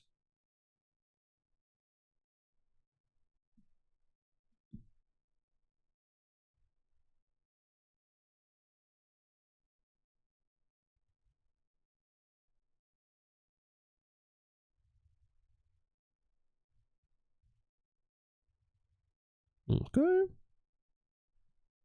Oh, thanks for the follows, Zach, and also Twin May. Also Alien thought process earlier. I wish I could draw more while you're drawing, but I'm neck deep into website design. All good. Again, these videos are going to be available on my YouTube channel, and the best part about my YouTube channel, guys, is they will be edited. So they're going to be a little bit cleaner, not as long also as my VODs. So if you guys are interested in some of the tutorials that I'm covering out here, but maybe you're not able to watch it live or whatever, highly do recommend you guys check out my YouTube channel. It's over there, it's free, and it'll the videos will be up there for however long I can keep them up there until YouTube decides that they don't belong there anymore. But I don't think that'll happen. I don't think YouTube's gonna ban my account like Linus Tech Tips or something. I think we'll be okay. So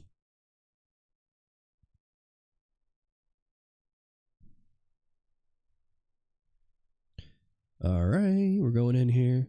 The dog is not moving. I swear he's alive. My dog is alive, guys. He's just sleeping. He's chilling. Not sleeping on his bed.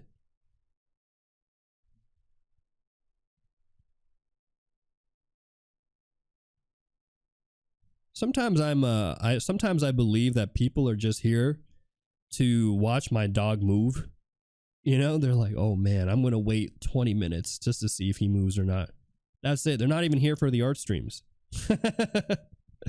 No joke. I'm pretty sure there's some of you right now who are like, yeah, I'm just here.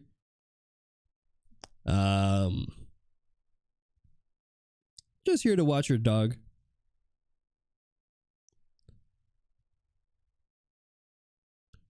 All right, let's go ahead and place in the hands. Again, I'm also just keeping these. These are also loose gestures right now too. So super loose, but we'll probably clean them up in a bit. We'll see.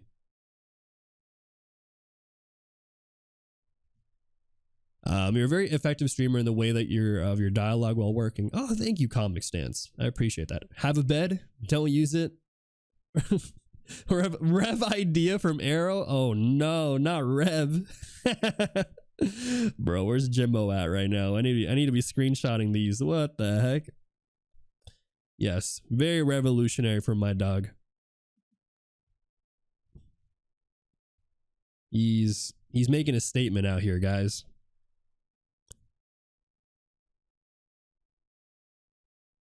What is the statement he's saying? No clue, but he's saying something for sure. Oh, I think he's awake. He's moving. How's it going, Mooney?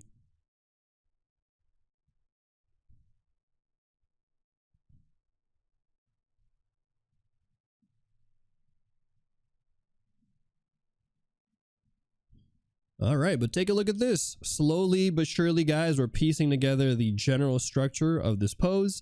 Again, I wanted just to show you guys how you can kind of take a lot of the techniques that we're building up so far, right? The anatomy, the gesture, the proportions, the perspective, and utilize all of these elements together to eventually make some interesting poses, right? So again, this one right here mostly covers, this pose right here mostly covers gesture and asymmetry, but now here, this one's going to add in that extra element here of depth through the utilization there of foreshortening, right?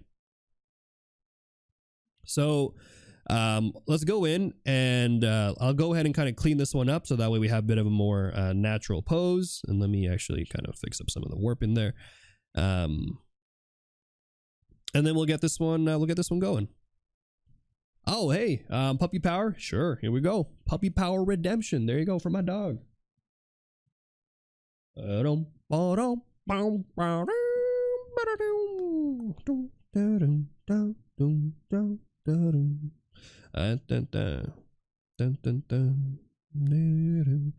go. That's my dog.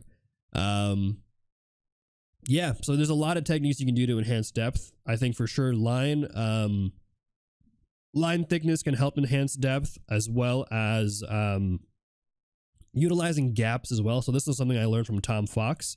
If you kind of remove some of the overlap there, sometimes that can also create the illusion of depth across your form. So a lot of cool techniques you can utilize for sure. At first I thought you held up your dog. No, that'd be super crazy. That'd be dope actually if we did that. Just holding up my dog for the redemption. But there you go. That's going to be the rough sketch. Let's kind of go in now and I'm going to start laying out some of the anatomy. Who was Tom Fox? Just another artist. Another artist who I follow and occasionally learn from.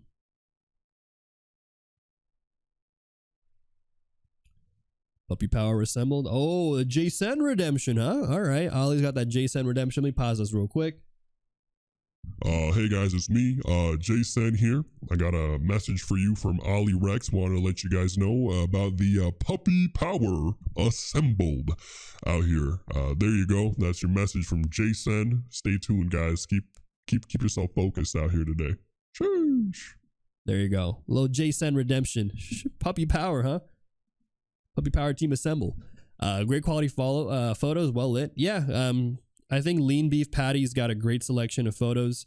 So I oftentimes use her as a reference on stream because I feel like she does all the things that we're looking for in a reference, right? She has good anatomy, good muscular definition that's easy to see. She makes really cool dynamic poses. She also has really cool, fun expressions. And so it's great. It's great to actually use her photos as a reference. It'd be super dope if I can get her to come out on stream one time. Like, hey, Lean Beef Patty. if you're here watching, let them know. Right here, come, we'll do a collab out here on my streams, you know?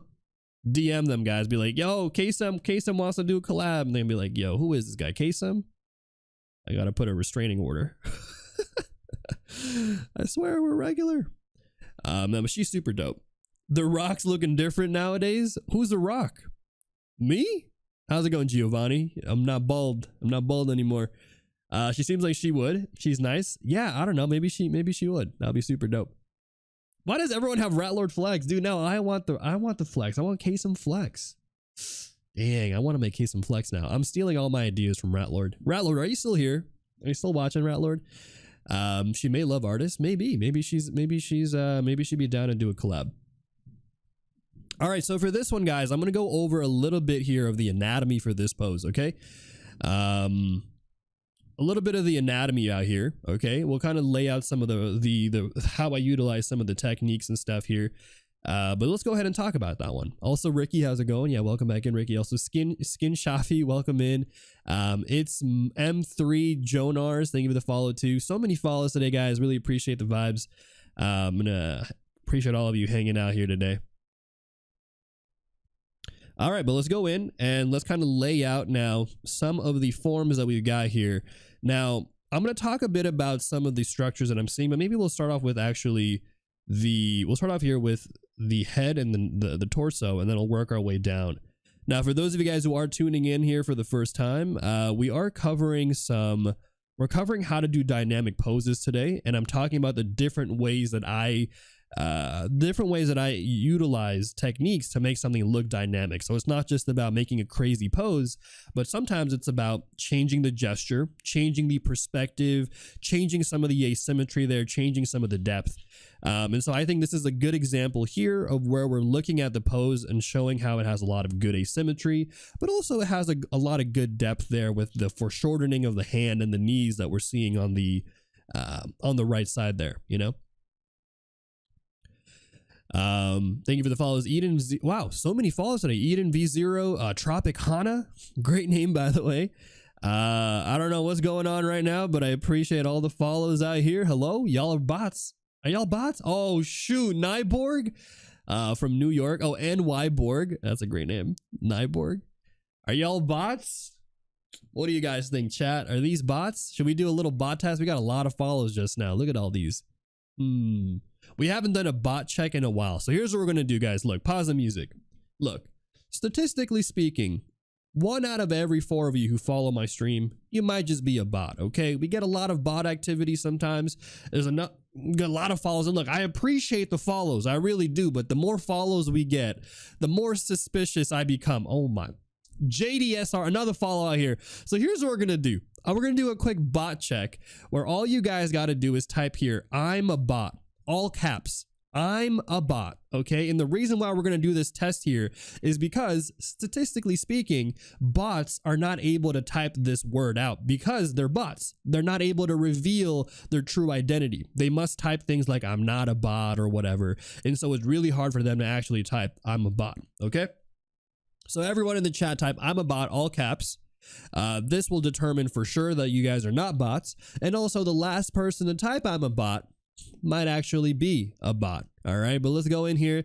Let me just scroll through really quick. Yep, I'm a bot. I'm a bot. I'm a bot. Yep, I knew it. Yep, perfect. Thank you, guys. All right, so what I'll do, guys, is I'm going to go ahead and record all this. I'm going to screenshot all of this, and then I'm going to make sure to send that over to Twitch staff. So expect an email in a few days about your account getting suspended for bot activity. Let's go. Got him. All right, just kidding. Anyways, welcome in. Even if you guys are bots out here, I hope you guys do enjoy today's stream. I welcome all types of viewers out here, bot or not. You guys are always welcome. Thank you so much. Got him. Let's go. Nah, I'm kidding. Welcome in. Those of you who did follow today, how did you guys find my stream? Genuinely curious, because we just got a bunch of follows just now. And I want to know what I'm doing right or wrong. Was it just from the recommended? Was it just something you saw on the front page? Was it something that someone told you about? Was it from my YouTube channel? Let me know, please. Even if you're a bot and you're like, My father who programmed me told me to come to your stream. Feathery one. There you go. First time in the stream and I'm already getting trolled. That's how you know it's a good community out here, you know? When the streamer trolls the viewers just as much as the viewers troll the streamers, that's how you know it's a good community. From the front page, actually, huh? Really? Was it from the front page? I followed you a long time ago. I forgot when, but I decided to hop on a stream. I appreciate that. Thank you so much. And thank you for the follow too. Zots my goats. Thank you guys. Let's see. Run the recommended. Pixie? Dude, Pixie's great.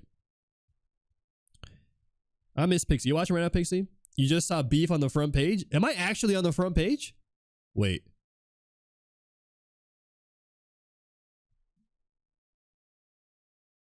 I feel like you guys are trolling me. Let me see. Let me pull this up. Let me pull this up real quick. You know, yeah, you might know my YouTube channel. Yes, I do have a YouTube channel as well. There's no way I'm on the front page. Let me pull this up real quick. Okay. Oh yeah, y'all making me sweat. I thought I was on the front page for a second. Woo! I was like, oh no, we gotta behave. I can't troll people now. All right, we're good. We're chilling.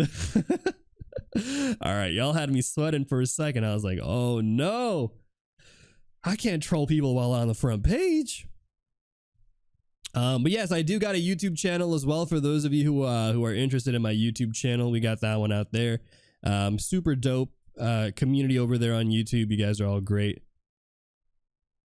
Oh, should I draw the face first now or later? Nah. What do you guys think? Face? Should I draw the face now or should I what's it called? Or should I just go in and draw the rest of it first? You here for the patty later? You want me to do it later? Lean beef patty does bring in some dope viewers. I'm glad that people know her. I think more people should know about her because I think she's super dope. She makes one of the best references in the game, and I don't think she even knows it. I don't even know she knows people draw her, you know, she's a great anatomy reference. I actually were on the front page. What? That's weird. That's crazy. Well, thank you so much. All right, well, we're gonna try to behave a little bit here, okay? We can't be too wild if we're actually on the front page. Yeah, her workout content is actually top tier. I'm a big fan of it. You just watch it, you're like, okay, let me do a little bit of flexing out here. One of these days, I think that would be a super dope goal. Dude, imagine in my next subathon if we can get lean beef patty to show up. Guys, is that a stretch goal? Is that too much of a goal? Maybe not. How can we make that happen? Like, what do I got to do from now till my next subathon to try to get lean beef patty to show up on our stream? I got to think. Okay. I think we just got to draw her really well and tag her and let her know that the community out here on Twitch is, you know, would greatly appreciate it. You got to get big, K. We got to get big, guys. Okay, yo, that's the actual strategy, guys. We got to get big out here because you know what Ludwig says? Bigger number means better person or whatever. I don't know exactly. I haven't seen Ludwig in a while. But guys, if you all follow me right now, guys. Let's get this channel bigger. Check me out on YouTube, but mostly on Twitch right now. If we can get this bigger, we might be able to get lean beef patty on there. No guarantees. Big asterisk on this one, but bigger number might actually get us to get noticed. Okay, people, follow my stream. If you haven't followed me yet, leave a follow out here on Twitch. There you go. That's what I'm gonna say. All right. Thank you for the follow, Geeky. Thank you for the follow, Memo. Oh shoot, here they go. Sots. Thank you for the follows. Zots my goats. Feathery one as well. Thank you for the follows. All right. Thank you guys. Appreciate all the follows out here. Let's go. But yeah, I'll try to DM her on IG. Did I tell you guys how I tried to DM Sam Desarts? Well, okay. So Sam Desarts, we're actually friends. And we actually also follow each other on Instagram. But I tried DMing Sam and I asked him if he wanted to join my subathon, and he was like, nah. Who do you think you are? And I'm like, I'm sorry, bro. I'm a goof. I shouldn't have even asked. I'm not at that level yet. One of these days, though, we're gonna get Sam on here too. I straight up, I DM'd him and he was like, no. Let me unfollow you. Stop bothering me, bro. Thank you for the thank you for the sub, Mooney. Thank you so much. Appreciate that, Mooney. And thank you for the follow too, Vastry. Don't even want him then. Hey, no. Sam, if you're watching right now, don't ignore my chat. They're trolling. Do you know Sam? Yeah, I know Sam. I don't know him super well, but I got to meet him. We chatted a bit, hung out, you know. And yeah. I've been trying to get him on Twitch. I've been telling him Twitch is super dope, but the man's busy. I can't blame him. I don't know Coolin. I've not met Coolin. I know Coolin's on YouTube, but I've not met Coolin. Though I probably would enjoy hanging out with Coolin as well. Us educational content creators, you know, we gotta stick together out here. There's not a lot of us, to be honest. At least on Twitch there isn't, but on YouTube there's a little bit more. Do you guys want an abs tutorial, by the way? You guys want a little abs tutorial? Why is Sam? Yeah, when is Sam? When is Sam? Huh? Abs? You guys want abs? All right, we'll do some abs. Why not? Okay. Alrighty, buckling your seatbelts, everybody, boys and girls. We're gonna be talking about abs, and we're gonna do how to yassify your characters and make the sexiest juicy abs, or whatever Coolin says. Here we go. Easiest way to draw abs. First of all, you got to figure out where the rib cage is, right? So here's that rib cage right here. We're gonna find that 10th rib of the rib cage. If you guys have never heard of the 10th ribs of the rib cage, it's actually super easy. All you got to do, guys, is touch your... Wait. I don't want to get banned on Twitch. Find the bony landmarks out here. I was going to say touch yourself, but find the bony landmarks right here on the side of your torso. These two right here is actually known as the 10th rib of the rib cage. They're going to kind of protrude out a little bit there.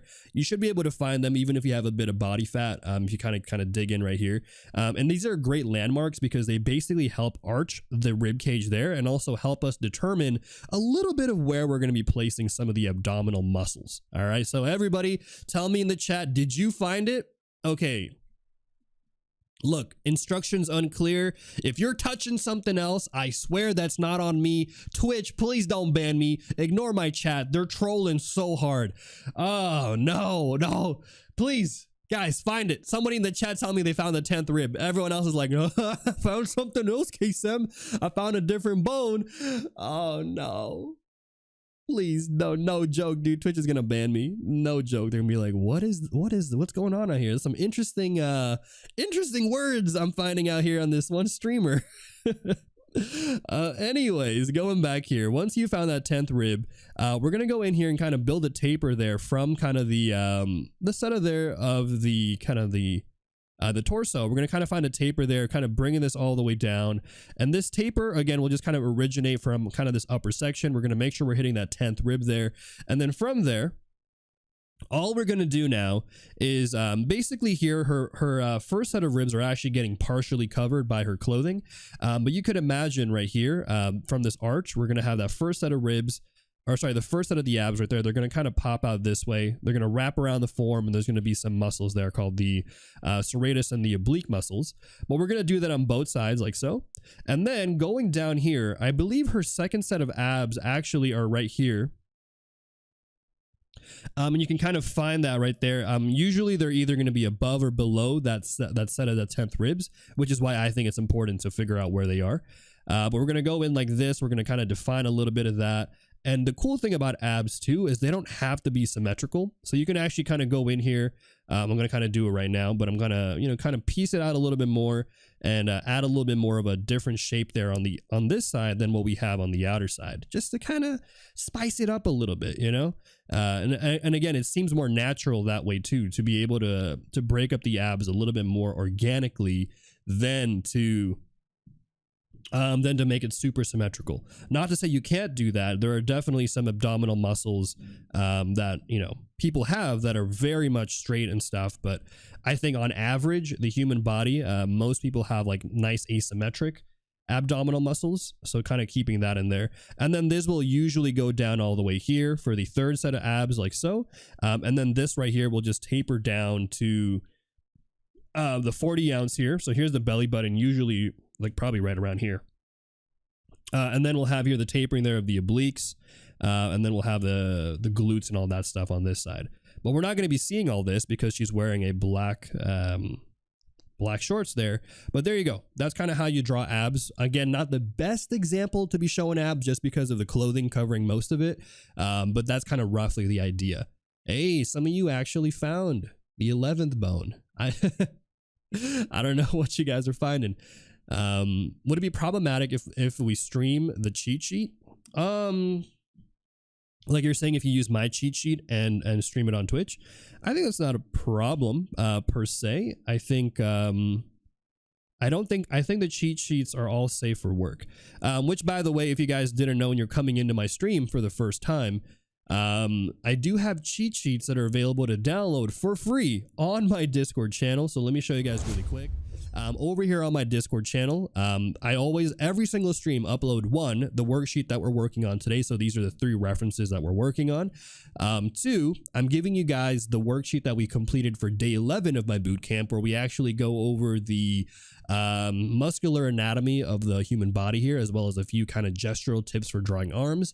And then last but not least, I'm also giving you guys this sheet right here, which is actually the it goes over the skeletal and muscular anatomy of the torso, as well as some of the gestural tips there. So highly recommend it.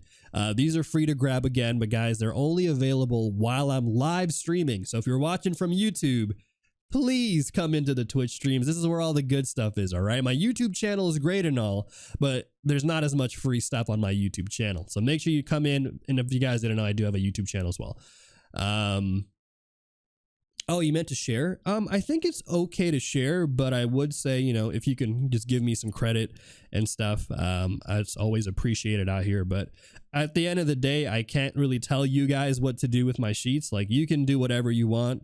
If you take my sheets and you give them to other people or repost them or whatever, that's ultimately at the end of the day your call. I can't really enforce that on the internet, right? But I would say if you do that, you know, I would appreciate a little bit of a shout out, or just let people know to come over here to the streams if they want to get more access to newer stuff that I make as well too. And hey, Man Mountain Designs, welcome in. Welcome back in, actually, I should say. Glad to have you on here. And also Puri and Vinicius, welcome in, guys. But yeah, really quick, also for those of you who are curious about me, maybe people here just coming in for the first time, which there's actually a fair number of you who are coming in here for the first time. Welcome in. My name is Kaycem. I am a Filipino art streamer here on Twitch. I teach everything from anatomy, gesture, perspective to all things related to character design. And I also work full-time in the animation industry for the studio that made Castlevania. Right now, I'm prepping to work as a designer on shows like Castlevania, Legend of Korra, Invincible. And so if you guys are interested in some free art education, you guys just like animation or anime, or if you just like my dog who is crawling over there, sleeping and getting cozy, do leave a follow out here on Twitch. It means a lot to me. And yeah. That's about it. That's all I'll say. Yeah, this is a lean beef patty. Great person to go to for muscular references with cool dynamic poses. Now let's talk a little bit about the anatomy of the arms, since we're in the space of anatomy today. Apparently you guys really want to talk about it. Let's do it. First one right here is going to be the biceps. Obviously, you guys might know the biceps. It's a pretty popular arm muscle. In between, the bicep right here is actually going to be known as the brachialis. That's kind of squeezing in right here. On the inner side right there is going to be the coracobrachialis going this way. And then right here on the bottom side is actually going to be the tricep muscle with the, I think the medial, I have to always double check this, but there's going to be the two inner tricep muscles that are going to be shown there. Let me see if I can grab the reference so I can make sure I know. I always forget the terms, the names of them, but I believe it's the medial head, which is closer right here, and then the long head, which is going to be right here. And you can kind of actually see that striation right there. You can kind of see that on her, which I think is super cool. But again, it's not going to be super Jimbo, what is this? It's not going to be super detailed, so you don't have to draw out all the muscles. I always tell you guys, you know, draw out the ones that you care about and the ones that you feel like will help showcase the pose a little bit more, but you don't have to draw every single muscle group. So just make sure you keep that in mind. Let's see here. Thanks for the follows, Dogakes, and also Dro Magicus. Valor today. I'm down to play later tonight, if that's cool with you. I'm very much open to playing some Valo, which by the way, guys, if you didn't know, I do have a gaming account out here on Twitch. I know this sounds crazy, but I have an alternate account. I have a Smurf account on Twitch, which is purely for I purely use it for playing games out here because I have sponsors and stuff on my main channel here that are like, we like your art content out here. Please keep doing art content. But yeah, I've got a gaming channel. It's almost gonna get into affiliate. Actually, I made it 2 weeks ago, so it's super new. If you guys haven't heard of it, it's because it's super new. Yeah, but I have an alternate channel there. It's purely for shenanigans. It's where I say a lot of questionable things that I could never say, on this channel. Because on this channel, you guys know, it's a family-friendly stream out here. You know, we teach art, and that's what people know me for, and that's completely fine. I'm more than happy to have that. But my gaming channel is, yeah, purely for shenanigans. But honestly, I don't know. What's it called? It's called Kaycem GG. I'll do a link again. Yeah. It's purely for shenanigans. I think it'd be really funny if that channel gets bigger than this channel, but I don't want it to. I want this to be my main channel, and I want that to be my Smurf account for pure fun stuff. But yeah, thank you guys for coming in today and stuff. And yeah, sorry, Jimbo. We got art to do today, which is what you always say. But I'm down to play later. I'm down to play some games later today if you're down for it. Oh, actually maybe not, because I got stream tomorrow too. No, I'll do it. If you're down, I'll do it. Hey, how's it going, Dominic? You're doing well? That's great to hear. Rejected. Thank you for all the follows. Appreciate that, guys. Nitra Moon, also Zel VS, and everyone else coming in here. Yeah, I'm doing well today. Miss Makoko, welcome back in. What time is it? Oh shoot, it's 10:10. Okay, guys, I'm gonna speed up. Okay, I'm sorry, we're kind of chilling here, but I do want to get to the last post today, so I want to make sure we knock this one out. Okay, so let me go ahead and speed up here, but I'm showing you guys again how we kind of break down this pose, nice and easy, right? Not too complicated, I feel like. And let's kind of go in now and let's kind of wrap out the rest of this. We'll talk a little bit about foreshortening in a bit here, and then we'll see how it goes. Oh hey, how's it going, Sebi? Did you stream today? I don't think I saw you streaming. Maybe you were, maybe you weren't. But yeah, welcome in. Let me give you a shout. There's a lot of people I gotta give shout outs to. Shout out to Ayo Jimbo, who's here right now, and also shout out to Art Buys Vesta. Will all the episodes be available afterwards? Yep, so they're actually available on my YouTube channel right now. So I upload 2 videos every week on my YouTube channel, guys.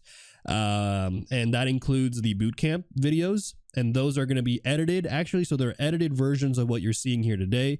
So they're a little bit cleaned up, not too much, but basically those are all going to be free to watch on my YouTube channel.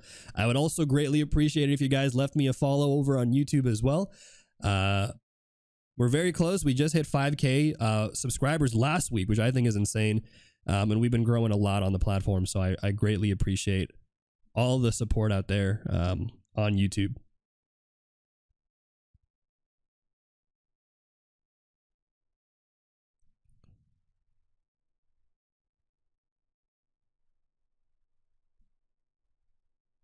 Okay. Yeah, I'm going to speed up on this one. So give me a sec. Yeah, no problem. You'll let me off the hook this time? Wait, I told you I'm down to play. I'm down to play, Jimbo. Just not right now. I'll play Valorant later. I'm down. I said I'm down. Don't know. Jimbo's like, nah, it's too late. There's only one time I want to play. And I also know you don't want to play this time because you have work also. So it doesn't even make sense. It doesn't even make sense to play right now. I'm down to play later. Let's go. I've only played the game once, by the way. So for those of you who think like you're following my stream, my game account, you're like, oh, I'm excited to see this gaming Kaycem. I've only played Valorant once, and that was like last week. First time ever really playing a shooter game, and I'm gonna tell you now, I am. Whew, if there is a tier below Iron, that's where I'm at, 100%, man. The game is hard. Shooter games in general are just difficult. But like I gotta learn all these like abilities and stuff, and then I gotta learn about buying items and like, yo, what the heck? When did this game become a game about economy and saving money? I thought it was a shooting game. I gotta buy my abilities. Oh man, the game gets crazy. Everyone and their dog is getting into Valo. That's funny you say that because my PNG tuber for my game streams is actually my dog. So technically he's the one that's playing. He's playing the games, not me. But yeah, no, Valorant's actually a very surprisingly difficult game. At least I think so. As somebody who doesn't really play shooters, it's very complicated. I feel like Overwatch is actually a much simpler game.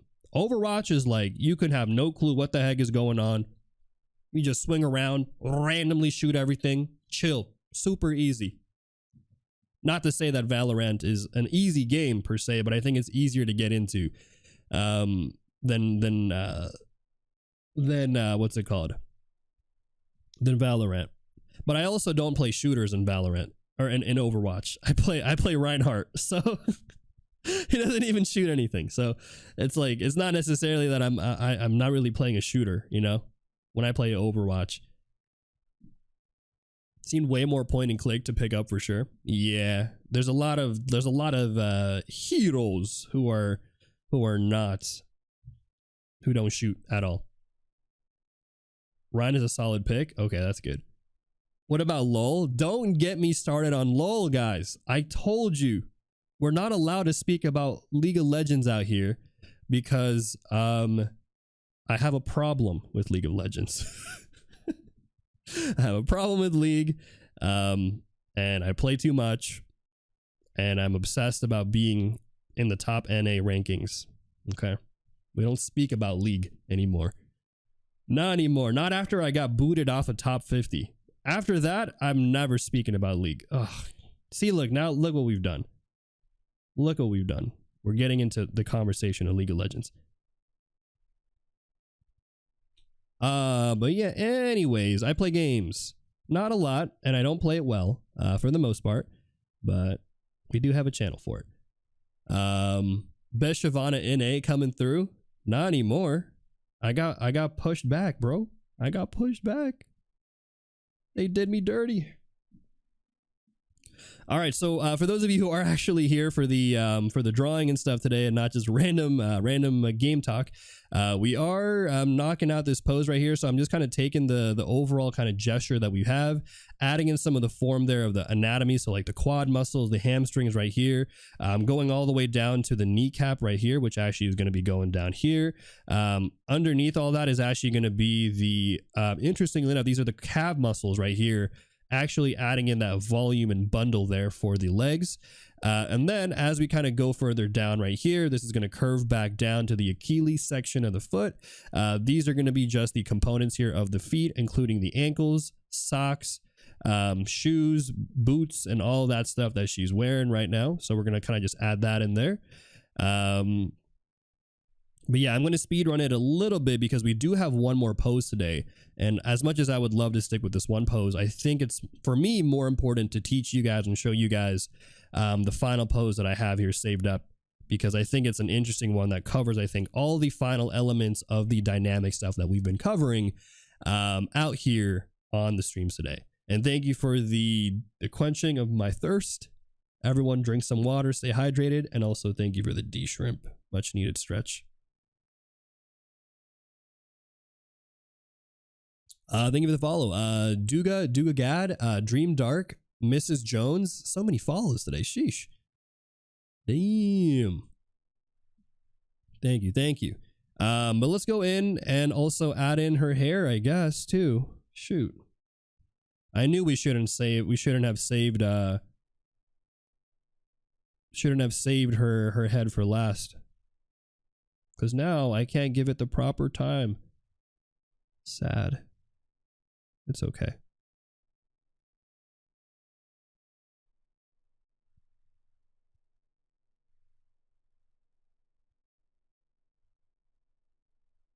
Okay. Well, I'm gonna give it a loose gesture. That's okay.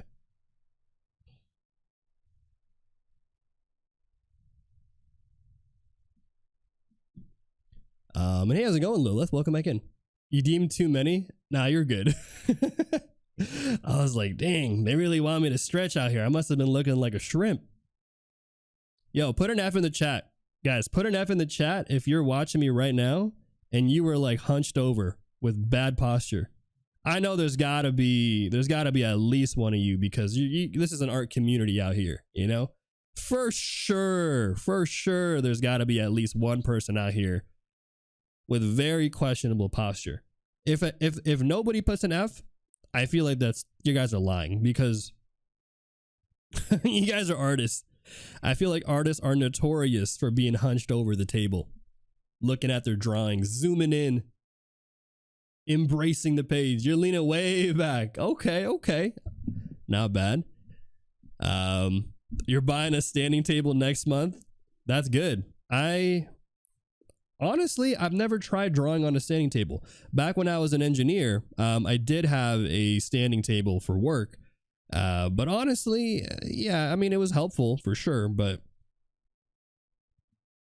I think nowadays, would I want a standing table for drawing? Possibly. I think it's difficult though, because with my setup and stuff for stream, I have so many cables. And so unfortunately, I think it'd be super difficult for me to what's it called, to have a standing table and also make sure all my camera, tripod, and my tripod, camera, wires and stuff don't get messed up, because for sure at some point in time they're gonna get wrecked. Your posture was like a worm sitting in a chair. What the heck? Why is that such a good visual? I can imagine right now your head. This is you right now. This is chat. This is the personification of chat right now. You're all in your gamer chairs like this.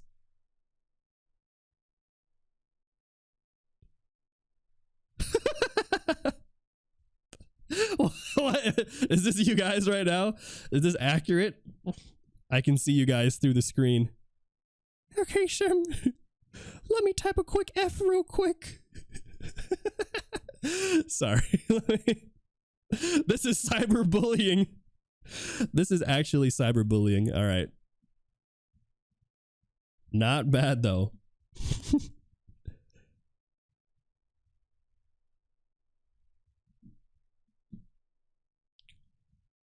That's a good character though. Not yeah, honestly, that's not a bad character drawing.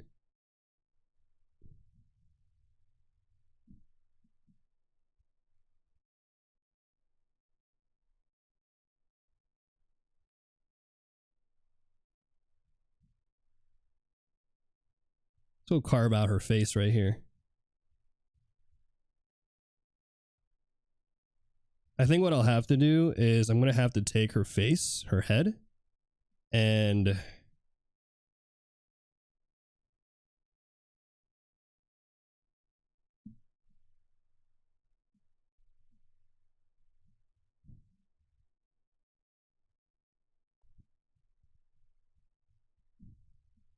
that. Okay, okay.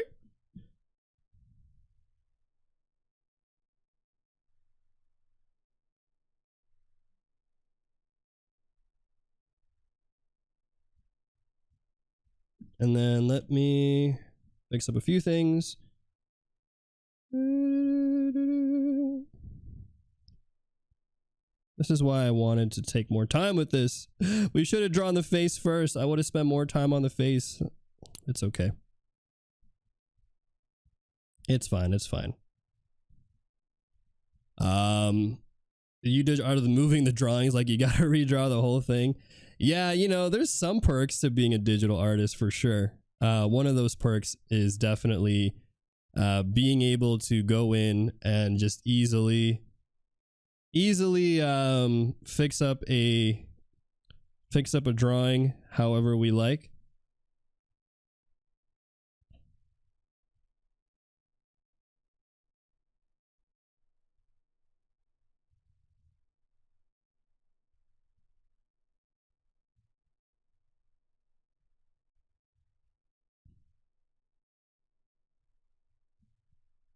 Okay. All right, this should be good enough for the drawing of lean beef patty. Okay, there you go. This is good enough for a speed drawing that I don't intend to fix. I will take it. I think this is okay.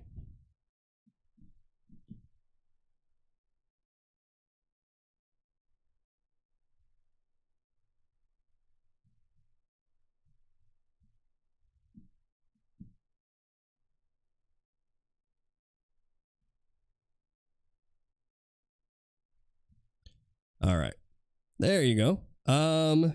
Okay, so I think with that, we've got here this dynamic pose here that we've covered. And then I think we have a little bit of time here that I want to cover with you guys. I'm going to group these up here. But there you go. We've got this pose knocked out of the way. So let's go ahead and group that one. We've got, I don't know where to put it. Somewhere here, maybe. I'll just put it away for now. But there you go. That's lean beef patty. But here's a final. Oh, that looks scary. Here is the final reference that I want to cover with you guys. And I think this is going to be a fun one because, again, it's going to cover some of the dynamic topics here that we've covered so far today on the stream. And so I just kind of want to show you guys a little bit about what I'm talking about here when we're utilizing different ways to make your poses and your character drawings and all that stuff a little bit more dynamic by utilizing a lot of different techniques, right? So we've already gone over gesture, we've gone over asymmetry, we've gone over depth there, utilizing some of the foreshortening there on the legs and stuff like that. But now what we're going to do is we're going to go ahead now and we're going to go talk a bit about how we can also utilize perspective to get us some interesting poses as well. But yeah, this was the drawing that we did. I apologize that it doesn't look super clean. Usually I wanted to get something like this, but I think we got a little slow towards the beginning there, so. But maybe I'll go back and I'll clean these up. Okay. Oh, thanks for the follows too. Yanni, Duga Gad, Dream Dark, and everybody else who's coming in here. Hopefully you guys are doing well. Let's go ahead and knock out this final pose right here. I think this is going to be a great one to go draw along with. If you guys didn't know, you guys can grab these worksheets and cheat sheets for free on my Discord channel. So the worksheet that we have here, as well as 2 other sheets that you can grab, follow along with and stuff. But let's go ahead and lay out right off the bat a perspective grid here for our character. And this is going to be a pretty low angle shot. You can utilize here a lot of the lines here on the shelf to draw this character. I don't know what to call him. We're going to call him the Home Depot hero.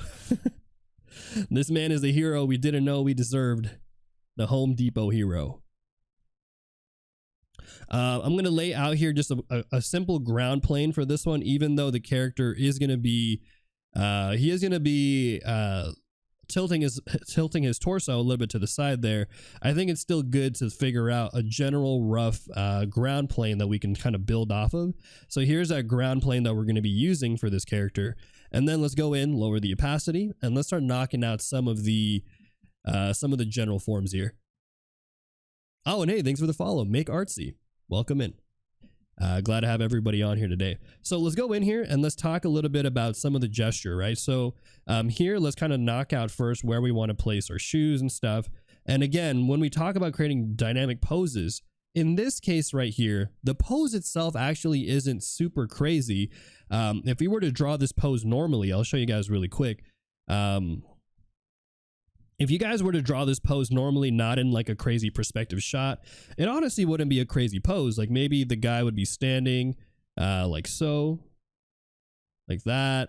Hips would be kind of leaning in maybe this way, possibly. Let's see, maybe more like this way, right? He would have like his legs here. Like, let me...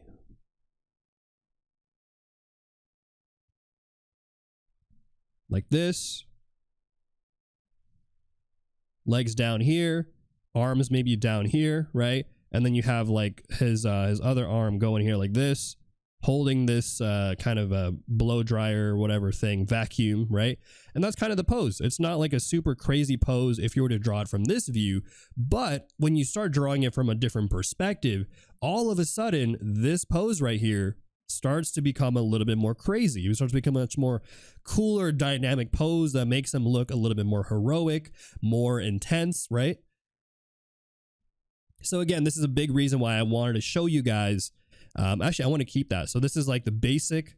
This is the basic, you know, simplified pose right there. Nothing super exciting, right? This is just if it was a regular view.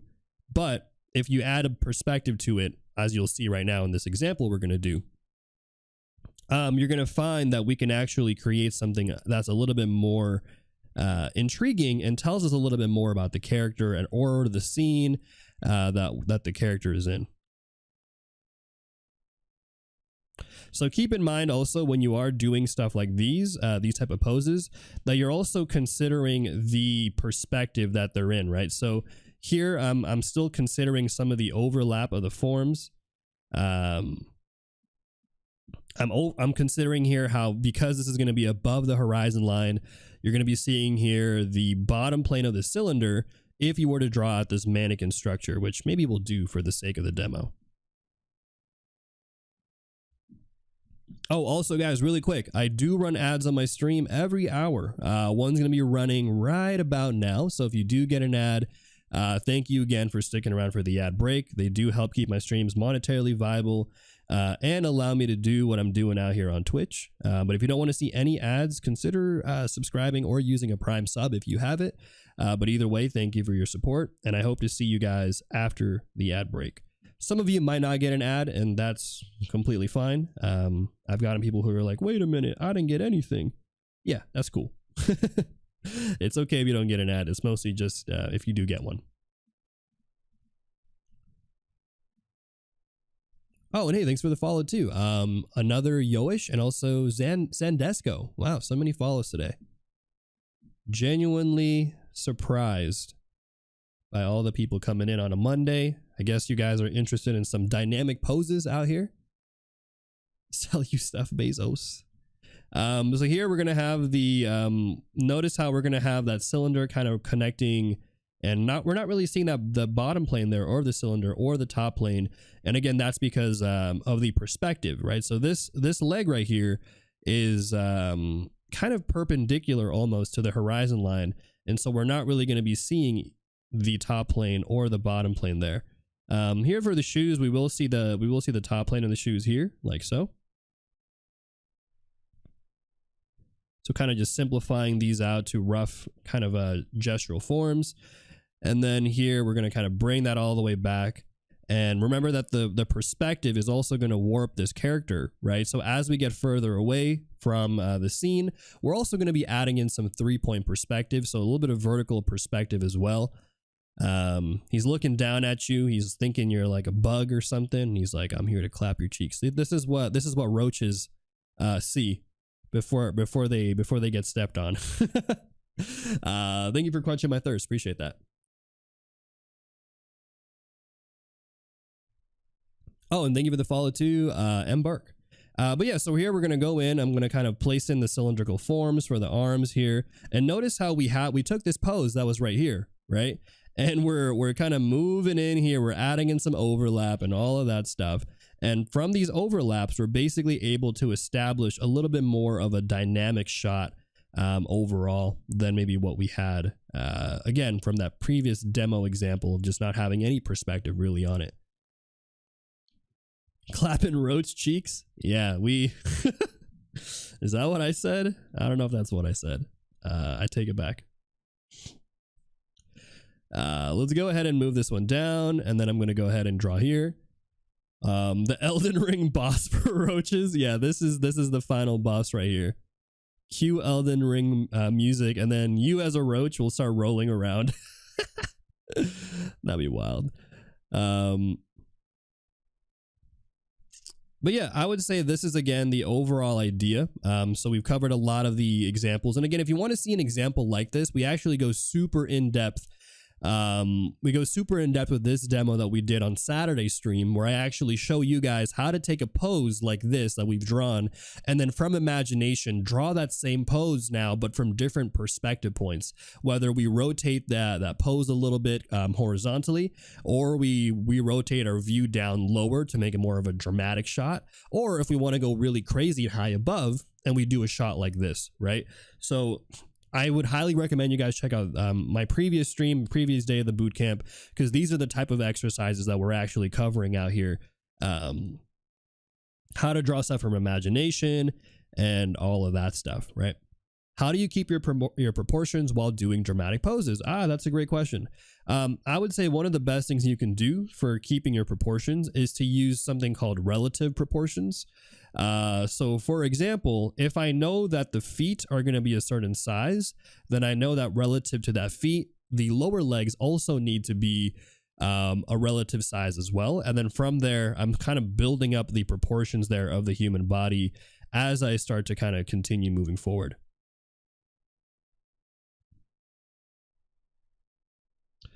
But it's all about understanding the general proportions and then how you can utilize those general proportions to be able to establish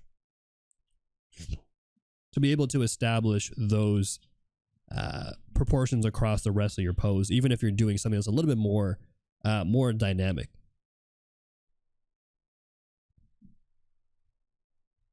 All right, but there you go. This is going to be the rough pose right here. I'm going to work on just adding in some of the details now. I wanted to kind of keep the pose nice and simple before we jump in, but let's go ahead here and let me actually, we're just going to slap on a quick.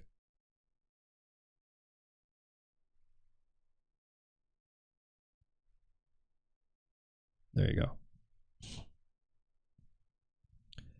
Hey, but how's it going? Punani Johnson, welcome back in. Oh, my dog's up and he moved. He moved today. All right, but let's go in here and let's go ahead and just kind of draw this one out a little bit more. And then what I'll do is after we do this, maybe what I'll do with you guys is we'll either go back and clean up the other drawing that we had of lean beef patty, or I don't know, we'll see. I kind of want to just draw this guy though. I kind of like how he's looking. Elden Ring roach boss, you know, pretty dope, I would say. Currently, I'm a student of illustration in Israel. One of my teachers recommended me the book called Morpho. Oh yeah, I know Morpho. I've read a few Morpho books as well. Not bad. Not a bad choice, I would say, personally. Though honestly, I feel like a lot of the Morpho books, this is not shade to Morpho, but just in general with like books and stuff, a lot of the beginner stuff that you'll find in books, you'll actually be able to easily find in YouTube videos as well. So I usually tell people, like, if you're still a beginner and you're still trying to learn all the fundamentals and stuff, I actually think you can find a lot of the things in YouTube videos. Now, there are going to be some content, like I think there's some really good books that I feel like YouTube videos don't really go in depth on, that I think books do go well for. For example, James Gurney has a book called, I think it's called Light and Color or something like that, or let me see if I can see it on the side of my shelf. Color and Light by James Gurney is a super crazy in-depth book on color theory and stuff like that. And those type of things are going to be really hard to find on, in a quick 10-minute YouTube video. Similarly, Framed Ink is a great one, as well as Framed Perspective is another great book that I think goes in-depth over a lot of topics that oftentimes will be hard to explain in a 5 to 10 minute, like, oh, this is, easy mistakes that beginners make type of video. But there's a lot of books. There's a lot of books that I would recommend for you guys. But those are just some of the few that come to my mind. Yeah, goated books for sure. Also, Squid Kid, welcome in. Glad to have you on here today. And yeah, glad to have everybody on here today as well. Thank you for all the follows, guys. And I hope you guys have been enjoying the stream so far. We are... we're on our what pose is this? We're on our third pose right here. So we're doing today focusing on dynamic poses, and I'm showing you guys again the different ways that you can make your poses dynamic, whether that's through gesture, whether that's through asymmetry, or through the depth of field or depth created by the posing of your characters, also known as foreshortening, or in this case right here, utilizing perspective. And in this case, we're actually using a little bit of both. And if anything, I wish I actually had changed the pose a little bit more to make it kind of more interesting, but that's okay. We're going to stick with this pose since we don't have too much time after this one to actually knock out a few other drawings. What is that person holding? I think it's like a vacuum thing. I'm not too sure, to be honest. Oh, figure drawing by Michael Hampton's also a great one. There's a lot of books. There's a lot of good books. But I also know that we as artists have a tendency sometimes to buy things that we end up actually not using later. Like, put an F in the chat, guys. If you've ever bought art supplies that you were like, oh man, I'm going to buy these supplies, I can't wait to use this new sketchbook, this and that, and then you never actually use them, put an F in the chat. Or maybe you used them once. You drew on that sketchbook once and then you were like, oh yeah, I forgot I had this. Let me see. Show of hands in the chat.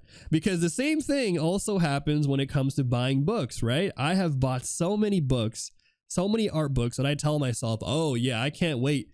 I can't wait to to read this book. You buy the book, you scroll through it once, and it just collects dust in your shelf. Dude, I've bought so many books. I have so many. That's why I usually tell people, like, for those of you who are like, oh, which book should I be buying, this and that, I say, honestly speaking, you don't need to buy any books right now. You can start off with just the YouTube videos or Twitch streams, whatever have you. Get all the free, easy stuff. That's the fundamental content. And then there's some more advanced books that I would recommend if you are brave enough to buy these books and actually read through them.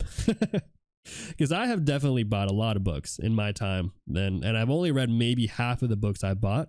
I'm trying to do my due diligence of reading more of them and stuff, but it's hard.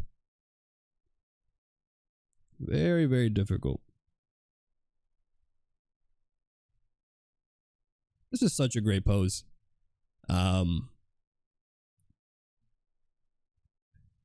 Nowadays, do you think it could be a good choice to start streaming and or sharing during exercises like you did at the very beginning years ago?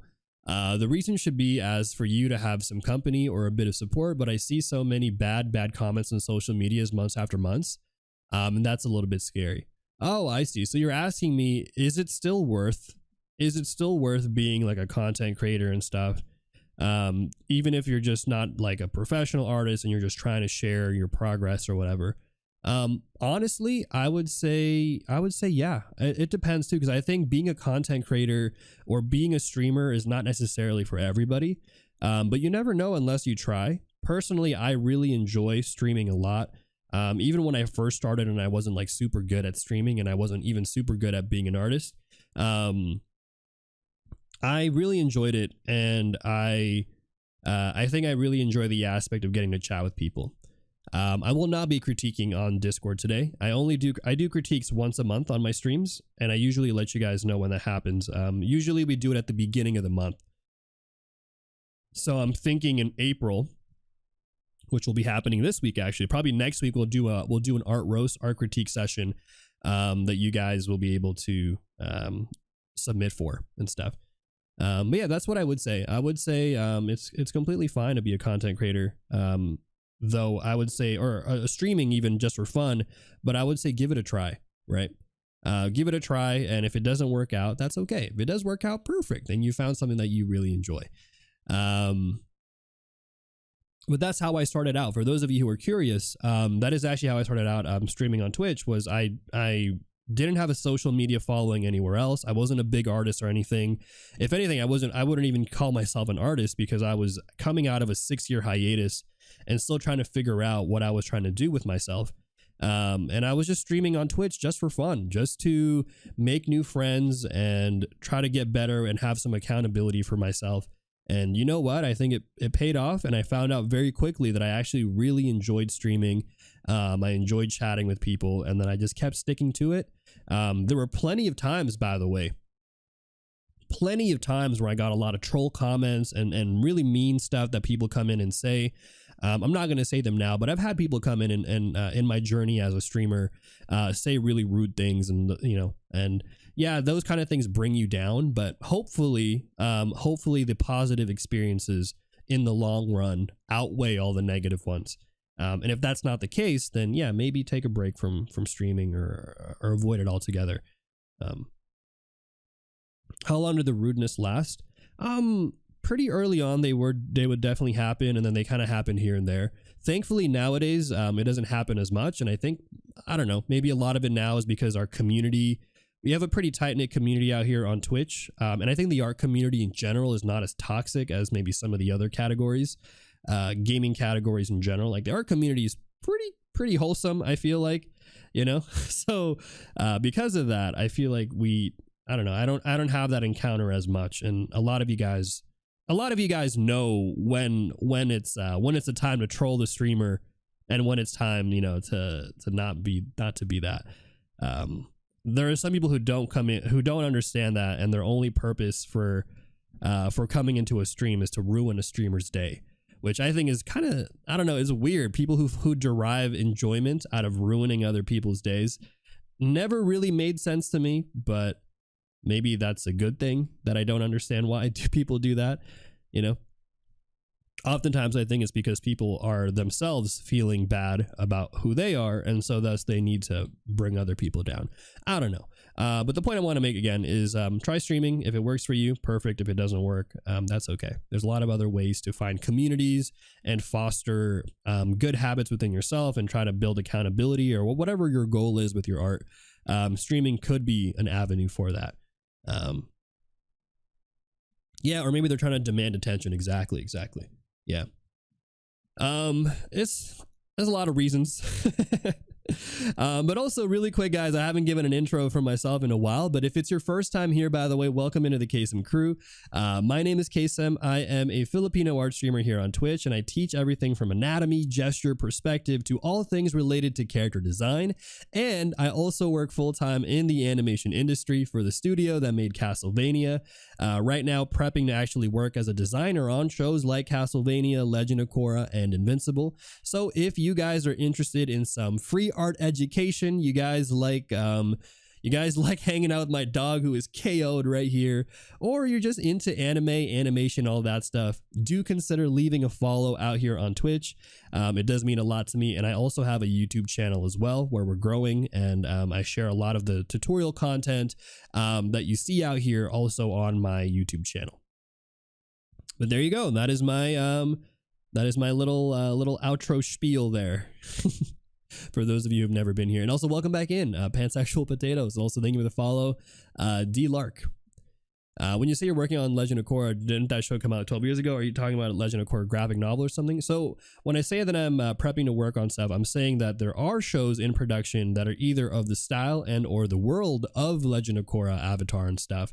And those are the things that I'm prepping to work for, if that makes any sense. But it's hard for me to say stuff that's NDA, right? I can't just be like, I'm working on X and Y show that's coming out right now. You know, so I try to give it in terms of stuff that's already existed. And hopefully that makes more sense. But for example, like Castlevania, I work for the studio. That made Castlevania. So whenever I say this, I say I'm prepping for shows like the ones I've listed, because I obviously, as you guys have mentioned,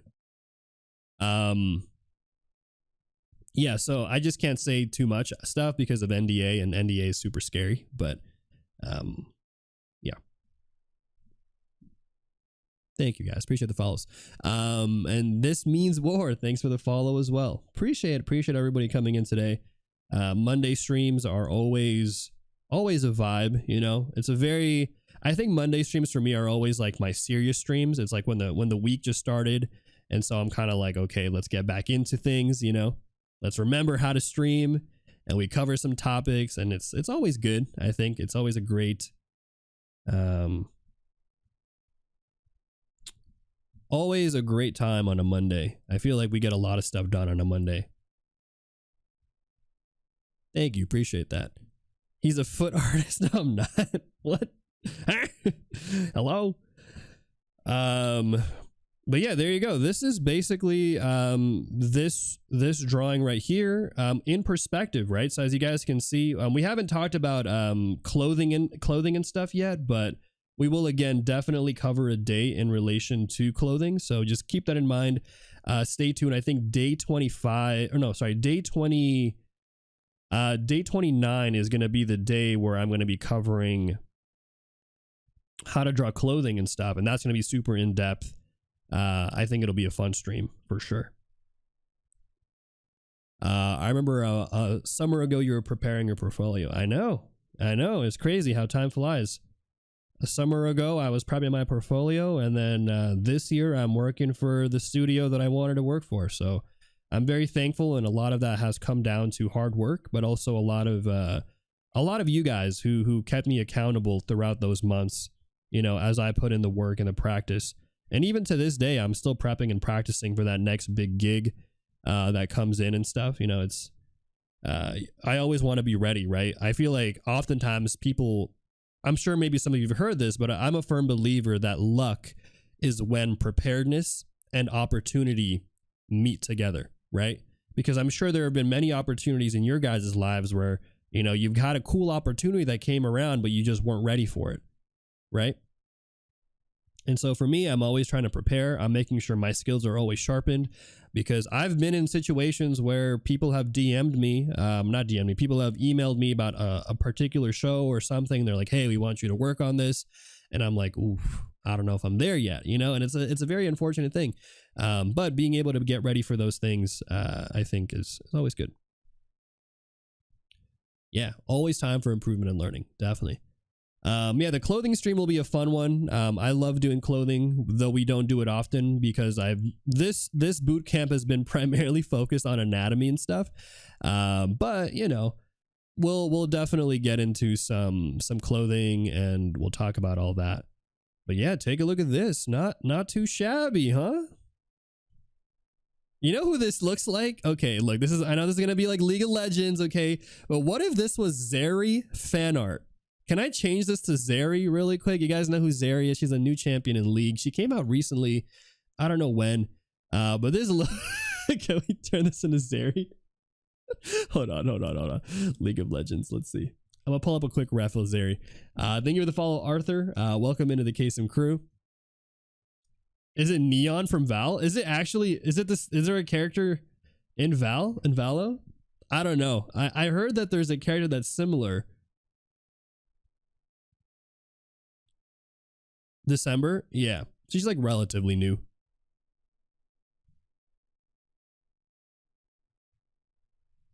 All right. Screw it. We're making Zeri. Yo, what are we doing? What are we doing, chat?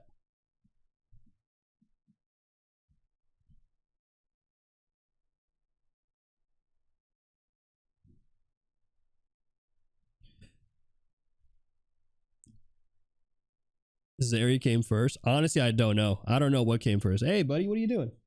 What are you doing, bud? Zeri's Home Depot skin? Yeah, there you go. That's actually what we were trying to go for. Home Depot Zeri. Yes.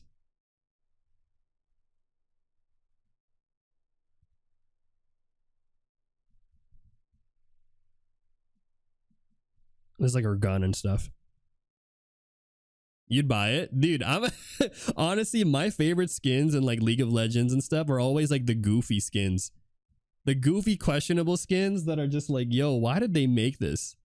But why do I like it? Why is it so good? You know, like there's just stuff that people make and you're just like, huh?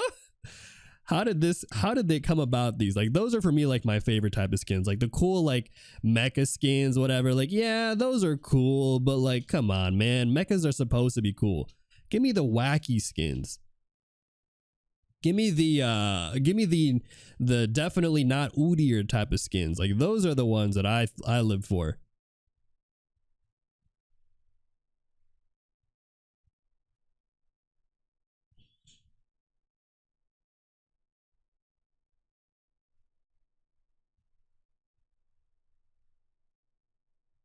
All right, I'm changing her body proportions here just because it's we're using that male character earlier, but now we're going to kind of change it to be more female, a little bit more feminine. So I'm going to kind of shape up the hips there a little bit more, give it more of that hourglass look.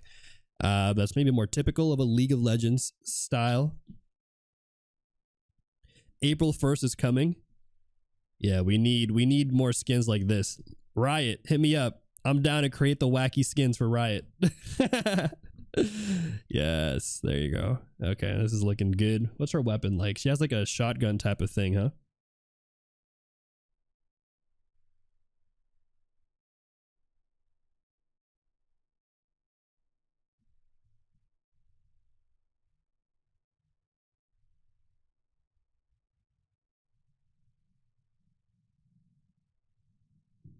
Okay.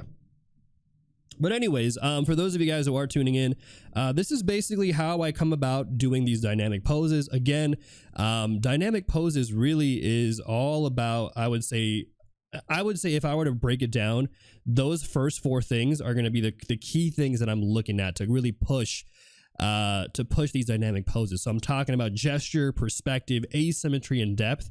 With these three poses alone, like, dude, you can get some really, really cool, interesting poses and interesting kind of cool character designs. But again, you know, take these things in moderation. I always tell people, like, if you're having a hard time with perspective, that's okay. You know, focus on some of the other things first. Maybe focus on just building some gesture and asymmetry. And then from there, you know, start to build up some of the forms. Maybe you work on adding in some foreshortening. And then once you feel good about those things, maybe you start looking into some perspective, right? So you don't have to try to jump into everything right away, but try to go in at moderation, and just knowing that these things exist, I think, is really the kind of that baseline of where to start.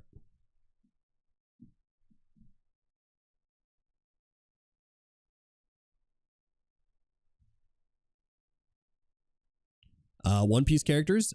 Yeah, we've done some fan art, not like too much. Here's Joel from Last of Us that we've done recently, and then here is some One Piece characters that we quickly drew in perspective. So we've done a few of those. I don't do a lot of fan art on my streams because I think it requires me to utilize brain cells. So I try to minimize the amount of brain cells I got to use. Give me the Aang bald cap Zeri skin. Hey, see, now we're talking. Now we're talking. I love how there's a giant bat dedicated to Arrow, yet he still lays on the floor. I know.